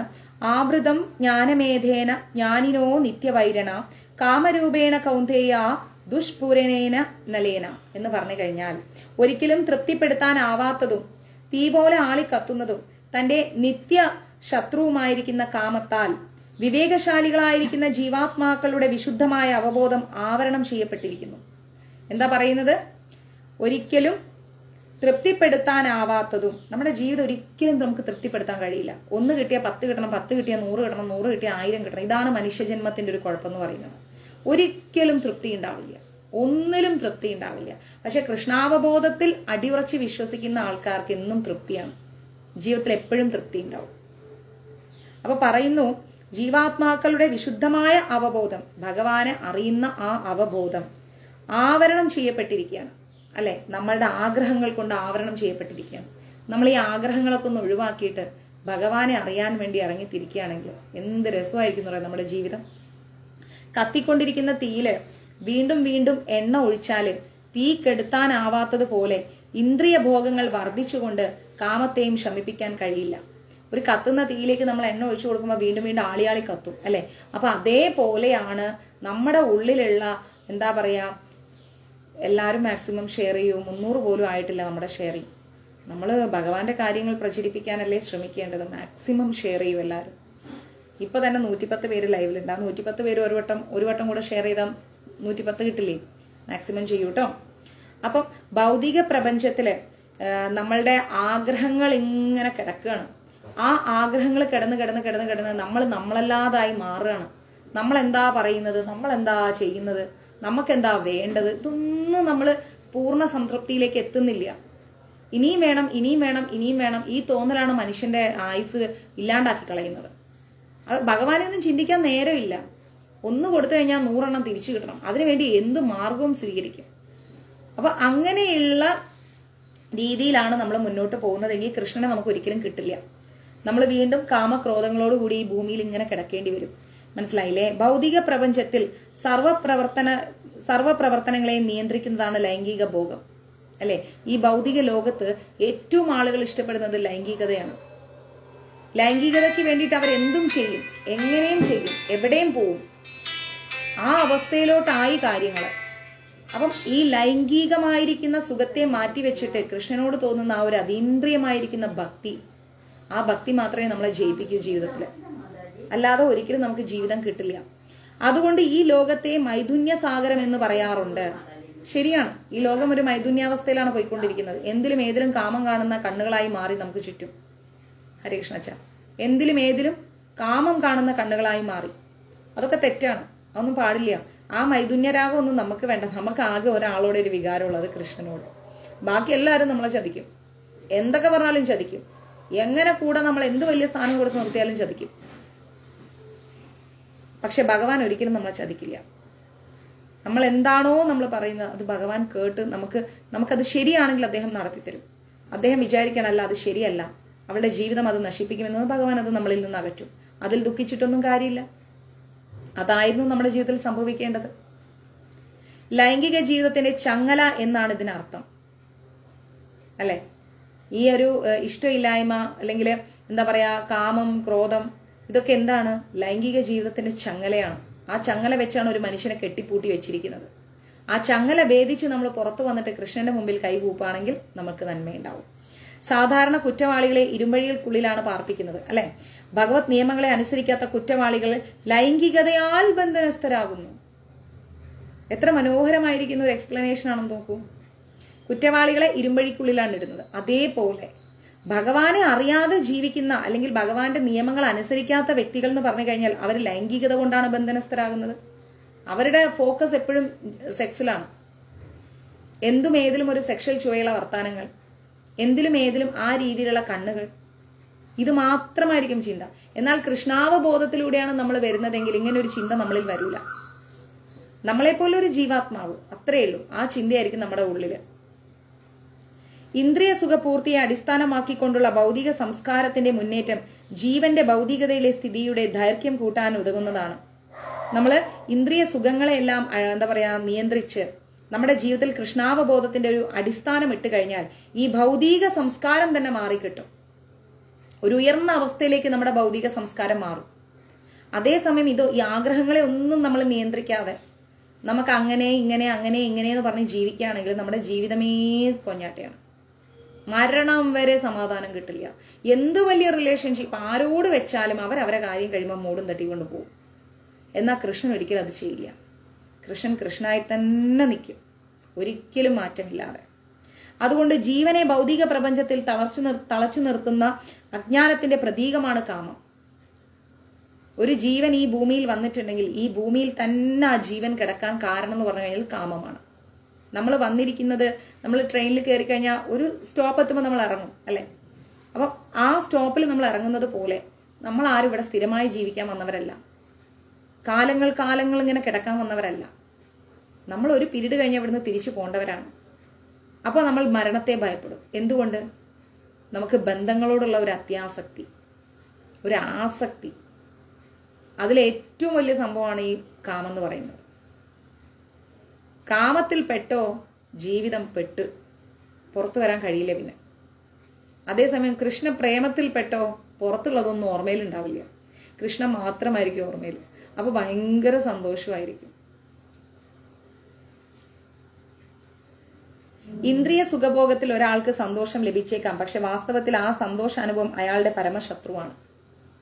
നമുക്കിപ്പം നല്ല വീട്, നല്ല അവസ്ഥകള്, നല്ല കാണാൻ നല്ല സൗന്ദര്യമുള്ള ഇതൊക്കെ കിട്ടി നമ്മൾ അങ്ങ് സുഖിച്ചങ്ങനെ ജീവിക്കുകയാണെങ്കിൽ ഇവിടെ പറയുന്നു ആ സന്തോഷം അയാളുടെ പരമശത്രുവാണെന്ന് ആലോചിച്ച് നോക്കണം. നമുക്ക് ചുറ്റും ഉണ്ടാക്കിയെടുക്കുന്ന സുഖ സൗകര്യങ്ങളിൽ ഇങ്ങനെ ആർമാദിച്ച് ജീവിക്കുമ്പം ആ ജീവിതം പരമശത്രുവാണ്. അങ്ങനെ ഒരു സുഖജീവിതം നമുക്ക് വേണ്ട. ഉള്ളത് കൊണ്ട് ഉള്ള പോലെ ഓണം ആഘോഷിക്കുക എന്ന് പറഞ്ഞതുപോലെ നമ്മൾക്ക് ഒന്നും ഇല്ലെങ്കിലും പ്രശ്നമില്ല. ഗുരുവായൂരപ്പനില്ലേ, ആരോടും പറയാൻ പറ്റാത്ത കാര്യങ്ങളും ആ തിരുനടയിൽ പോയി നിന്ന് കണ്ണടച്ചിങ്ങനെ പറഞ്ഞാൽ മതി. കേൾക്കാൻ അവിടെ അദ്ദേഹം ഉണ്ട്, കേൾക്കുകയും ചെയ്യും, മറുപടിയും കിട്ടും. അതേസമയം വേറെ ആരോടെങ്കിലും പറഞ്ഞിട്ടുണ്ടെങ്കിൽ അതൊരു എന്താ പറയാ, മറ്റേ ഏറ്റവും കൂടുതൽ പ്രസിദ്ധീകരിക്കുന്ന മലയാള മനോരമ പത്രം പോലെ ആയിപ്പോ. മനോരമ പത്രം ഏറ്റവും കൂടുതൽ വിറ്റഴിക്കപ്പെടുന്ന ഒരു പത്രമാണ്. അതേപോലെ ആയിപ്പോ. നാളെ അവര് നമ്മളോട് തെറ്റിക്കഴിഞ്ഞാൽ പിന്നെ അതല്ലായിരിക്കും അവർ നാട് മുഴുവൻ പറഞ്ഞുകൊണ്ട് കിടക്കുക. പക്ഷെ എപ്പോഴെങ്കിലും നമ്മൾ ഭഗവാനോടൊരു കാര്യം പറഞ്ഞിട്ട് ഭഗവാൻ അത് പബ്ലിസിറ്റി ചെയ്തിട്ടുണ്ടോ? ഒരിക്കലും ഇല്ല. അപ്പൊ നമ്മളെ ഈ ഭൂമിയിൽ ചതിക്കാത്ത ഏക വ്യക്തി എന്ന് പറയുന്നത് ഭഗവാനാണ്. ബാക്കി എല്ലാവരും നമ്മളെ ചതിക്കും. അത് നമ്മൾ എന്നും മനസ്സിൽ അണ്ടർലൈൻ ചെയ്ത് വെച്ചിട്ട് വേണം മുന്നോട്ട് പോകാൻ. അത് അച്ഛനായാലും അമ്മയായാലും ഭാര്യയായാലും മകനായാലും മകളായാലും കുട്ടിയായാലും സുഹൃത്തായാലും ആരായാലും ചതിക്കും. നമ്മളെ കൊല്ലൊന്നും ചെയ്യില്ല, പക്ഷെ സാഹചര്യം മുതലെടുത്ത് അവരത് വിളിച്ചു പറയും. അപ്പൊ അത് വേണ്ട. നമുക്ക് ഭഗവാനോട് എടുത്താൽ മതി. ഭഗവാനോട് എടുക്കുമ്പം എന്തും തുറന്നു പറയാം, നമുക്ക് എങ്ങനെയും തുറന്നു പറയാം. ഇനി 40ാമത്തെ ശ്ലോകമാണ്. ഇന്ദ്രിയാണി മനോബുദ്ധിരസ്വാധിഷ്ഠാനമുച്യതേ ഏതേർ വിമോഹയ തേഷ ജ്ഞാനമാവൃത്യ ദേഹിനം എന്ന് പറഞ്ഞാൽ ഇന്ദ്രിയങ്ങൾ, മനസ്സ്, ബുദ്ധി എന്നിവയാണ് കാമത്തിന്റെ ഇരിപ്പിടങ്ങൾ അല്ലെ. ഇന്ദ്രിയ സുഖങ്ങൾക്ക് വേണ്ടി മനസ്സിൽ തീരുമാനമെടുത്ത് ബുദ്ധിയിൽ ഉറപ്പിച്ച് നേരെ കാമത്തിലേക്ക് പോകും. അവയിൽ കൂടി കാമം യഥാർത്ഥ ജ്ഞാനത്തെ ആവരണം ചെയ്ത് ജീവസത്തയെ മോഹിപ്പിക്കുന്നു. ഇന്ദ്രിയ സുഖങ്ങൾക്ക് വേണ്ടിയിട്ടല്ലേ കാമം ചെയ്യാൻ പോകുന്നത്. അത് ചെയ്യാൻ പോകുന്നതിനേക്കാൾ മുന്നേ മനസ്സിലൊരു തീരുമാനം എടുക്കുന്നുണ്ട് ചെയ്യണമെന്ന്. അത് ബുദ്ധിയോടുകൂടി ആലോചിച്ചിട്ടാണ് അങ്ങനെ ചെയ്യണം ഇങ്ങനെ ചെയ്യണം എന്ന് പറഞ്ഞ് പ്ലാനിങ്ങോടുകൂടി പല പല തെറ്റുകളിലേക്ക് പോകുന്നു. അതേസമയം ഇതെല്ലാം പിടിച്ചു കെട്ടുകയാണെങ്കിൽ എന്തായി? ഇന്ദ്രിയ സുഖത്തെ തന്നെ അങ്ങോട്ട് പിടിച്ചു കെട്ടുകയാണെങ്കിൽ എന്തായി? സ്വസ്ഥമായി ഭഗവാനുമായിട്ടൊരു ആത്മബന്ധം കിട്ടും, അതിലൊന്നും പോയി തലവെക്കാതെ. ബദ്ധനായ ജീവാത്മാവിന്റെ ശരീരത്തിൽ തന്ത്രപ്രധാനമായിരിക്കുന്ന ഭാഗങ്ങളിലാണ് ശത്രു നിലയുറപ്പിച്ചിട്ടുള്ളത്. നമ്മുടെ ഇവിടുത്തെ ശത്രു എന്ന് പറയുന്നത് എന്താണ്? കാമവും ക്രോധവുമാണ്. വിയേച്ചുവായിരിക്കുന്ന മനുഷ്യന് വേണ്ടി ആ ശത്രു കേന്ദ്രങ്ങൾ ഏതെല്ലാമെന്ന് ഭഗവാൻ ചൂണ്ടിക്കാണിക്കുന്നുണ്ട്. എല്ലാ ഇന്ദ്രിയ പ്രവർത്തനങ്ങളുടെയും കേന്ദ്രമാണ് മനസ്സ്. നമ്മൾ എന്തു ചെയ്യാൻ പോകുന്നതിനേക്കാളും മുന്നേ നമ്മുടെ മനസ്സിൽ അതൊരു വരും. മനസ്സറിയാതെ നമ്മൾ ഒന്നും ചെയ്യുന്നില്ല അല്ലെ. മനസ്സിലൂടെ എന്ത് ചെയ്യാൻ പോകും. ഇപ്പൊ ഞാൻ ഈ ഫോൺ എടുക്കേണ്ടത് അത് മനസ്സിൽ പറഞ്ഞ് ചിന്തിച്ചിട്ടാണ് എന്റെ കൈ പ്രവർത്തിക്കുന്നത്. മനസ്സ് എന്ന് പറയുന്ന ഒരു സംഭവം കണക്ട് ആവാതെ ഒന്നും സംഭവിക്കുന്നില്ല. ഇന്ദ്രിയ വിഷയങ്ങളെ പറ്റി കേൾക്കുന്ന മാത്രയിൽ അത് വിഷയ സുഖാനുഭൂതികളിലൂടെയൊക്കെ സംഭരണിയായി മാറുന്നു. ഇന്ദ്രിയ സുഖം എന്ന് കേൾക്കുമ്പോഴേക്കും കുറച്ചു പേര് ഇരുന്നിട്ട് നമുക്കിന്ന് വെള്ളമടിച്ചാലോ, അപ്പോഴത്തേക്ക് അടുത്ത ആളെ മനസ്സിൽ എനിക്കും തോന്നി, നമുക്ക് പോയി വാങ്ങിക്കാം. അങ്ങനെ മനസ്സിൽ തീരുമാനങ്ങൾ എടുത്തെടുത്താണ് ഇന്ദ്രിയ സുഖങ്ങളുടെ പിന്നാലെ പോകുന്നത്. ആദ്യം നമ്മൾ നമ്മുടെ മനസ്സിനെ കൺട്രോൾ ചെയ്യണം. മനസ്സിങ്ങനെ വെച്ചിങ്ങനെ കുറെ ചിന്തിച്ച് കാട് കയറി അവസാനം നമ്മൾ ഒന്നുകിൽ ഒരു തീരുമാനത്തിലെത്തും, ഇല്ലെങ്കിൽ എത്തില്ല. സ്വന്തം മനസ്സിനെ നമ്മൾ ആദ്യം നിയന്ത്രിക്കണം. കാരണം ഭഗവാൻ പറയുന്നുണ്ട്, മനസ്സാണ് നമ്മളുടെ ഏറ്റവും വലിയ ശത്രുവായി മാറുന്നത്. മനസ്സിനെ നിയന്ത്രിക്കാൻ കഴിയുന്ന ഒരു വ്യക്തി ജീവിതത്തിൽ വിജയിച്ച ഒരാളാണ്.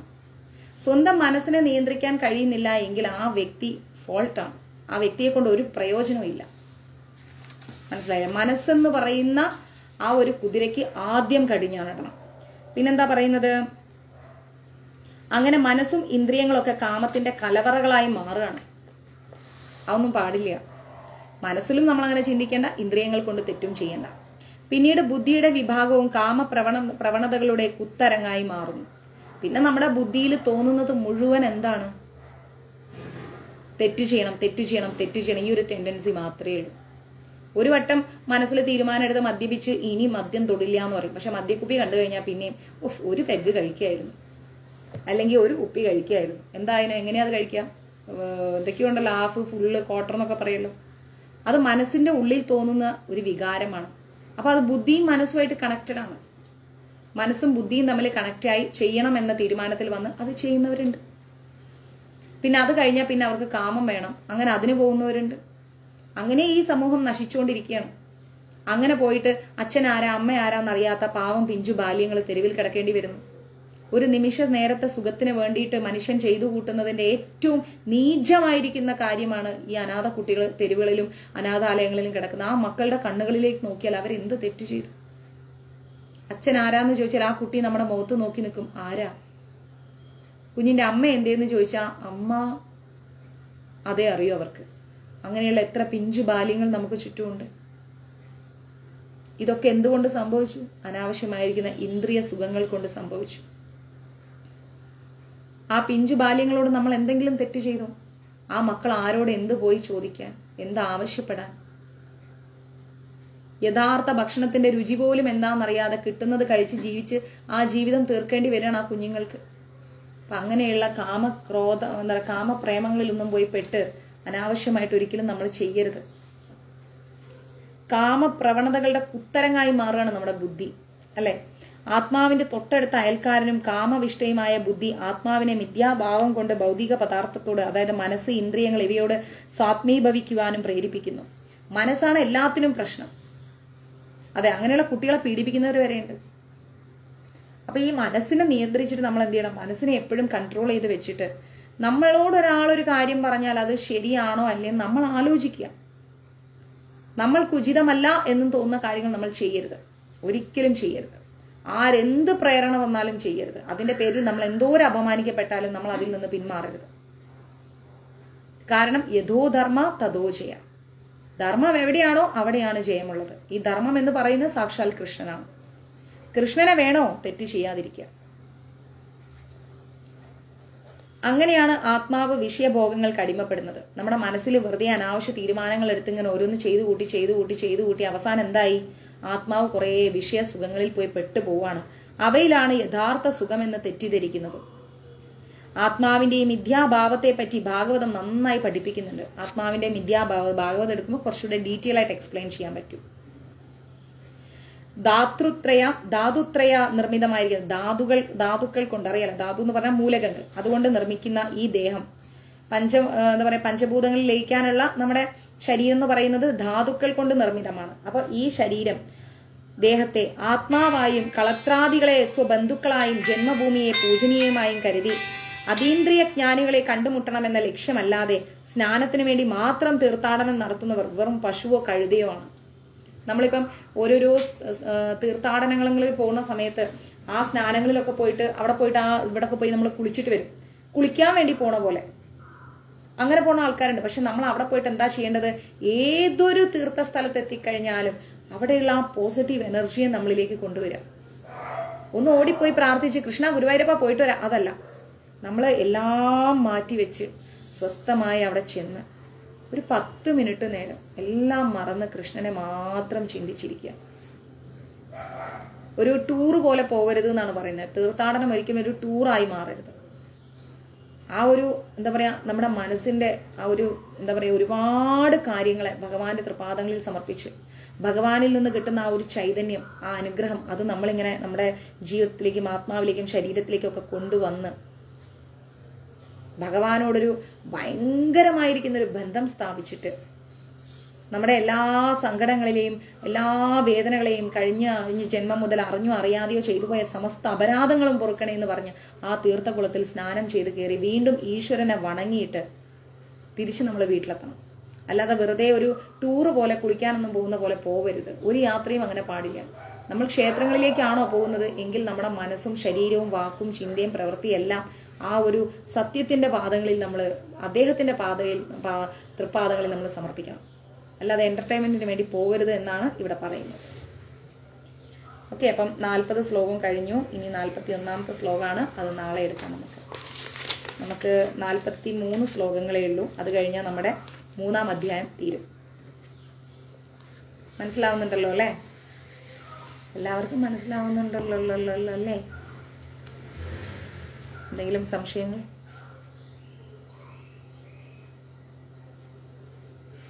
Thank you Suju.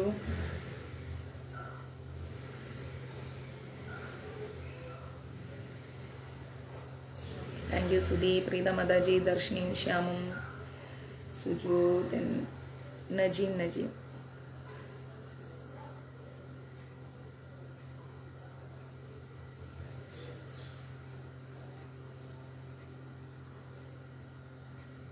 മനസ്സിലായി കേട്ടോ, മനസ്സിലായി. താങ്ക് യു സേന ചേച്ചി. ഗീതം നമുക്ക് വളരെ എളുപ്പമല്ലേ? ഇങ്ങനെ ക്ലാസ് എടുക്കുന്ന സമയത്ത് നിങ്ങൾക്ക് ഗീതം മനസ്സിലാവുന്നില്ലേ? നമ്മൾ വായിച്ചു പോകുന്നതിനേക്കാളും കുറച്ചും കൂടെ എന്താ പറയുക, അണ്ടർസ്റ്റാൻഡ് ചെയ്യാൻ പറ്റില്ലേ? Thank you Kavitha Mataji, thank you Triveni അമ്മ, രാജലക്ഷ്മി അമ്മ, സിന്ധു മാതാജി, ശ്രീകുമാരി മാതാജി, സുശീല മാതാജി, ശ്യാമ മാതാജി ലേറ്റായിട്ട് കയറി അല്ലേ, സുനിത മാതാജി. അപ്പോൾ നമ്മൾ ഇനി വൈകുന്നേരത്തെ ക്ലാസ്സിൽ കാണാം. ഓക്കെ.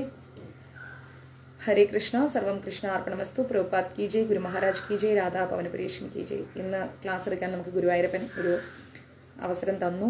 നമ്മൾ ഒരുപോലെ ഇരുന്ന് ക്ലാസ് എടുത്തു. എല്ലാവർക്കും ഹാപ്പി സൺഡേ. സന്തോഷമായിട്ടിരിക്കും. ഹരേ കൃഷ്ണ.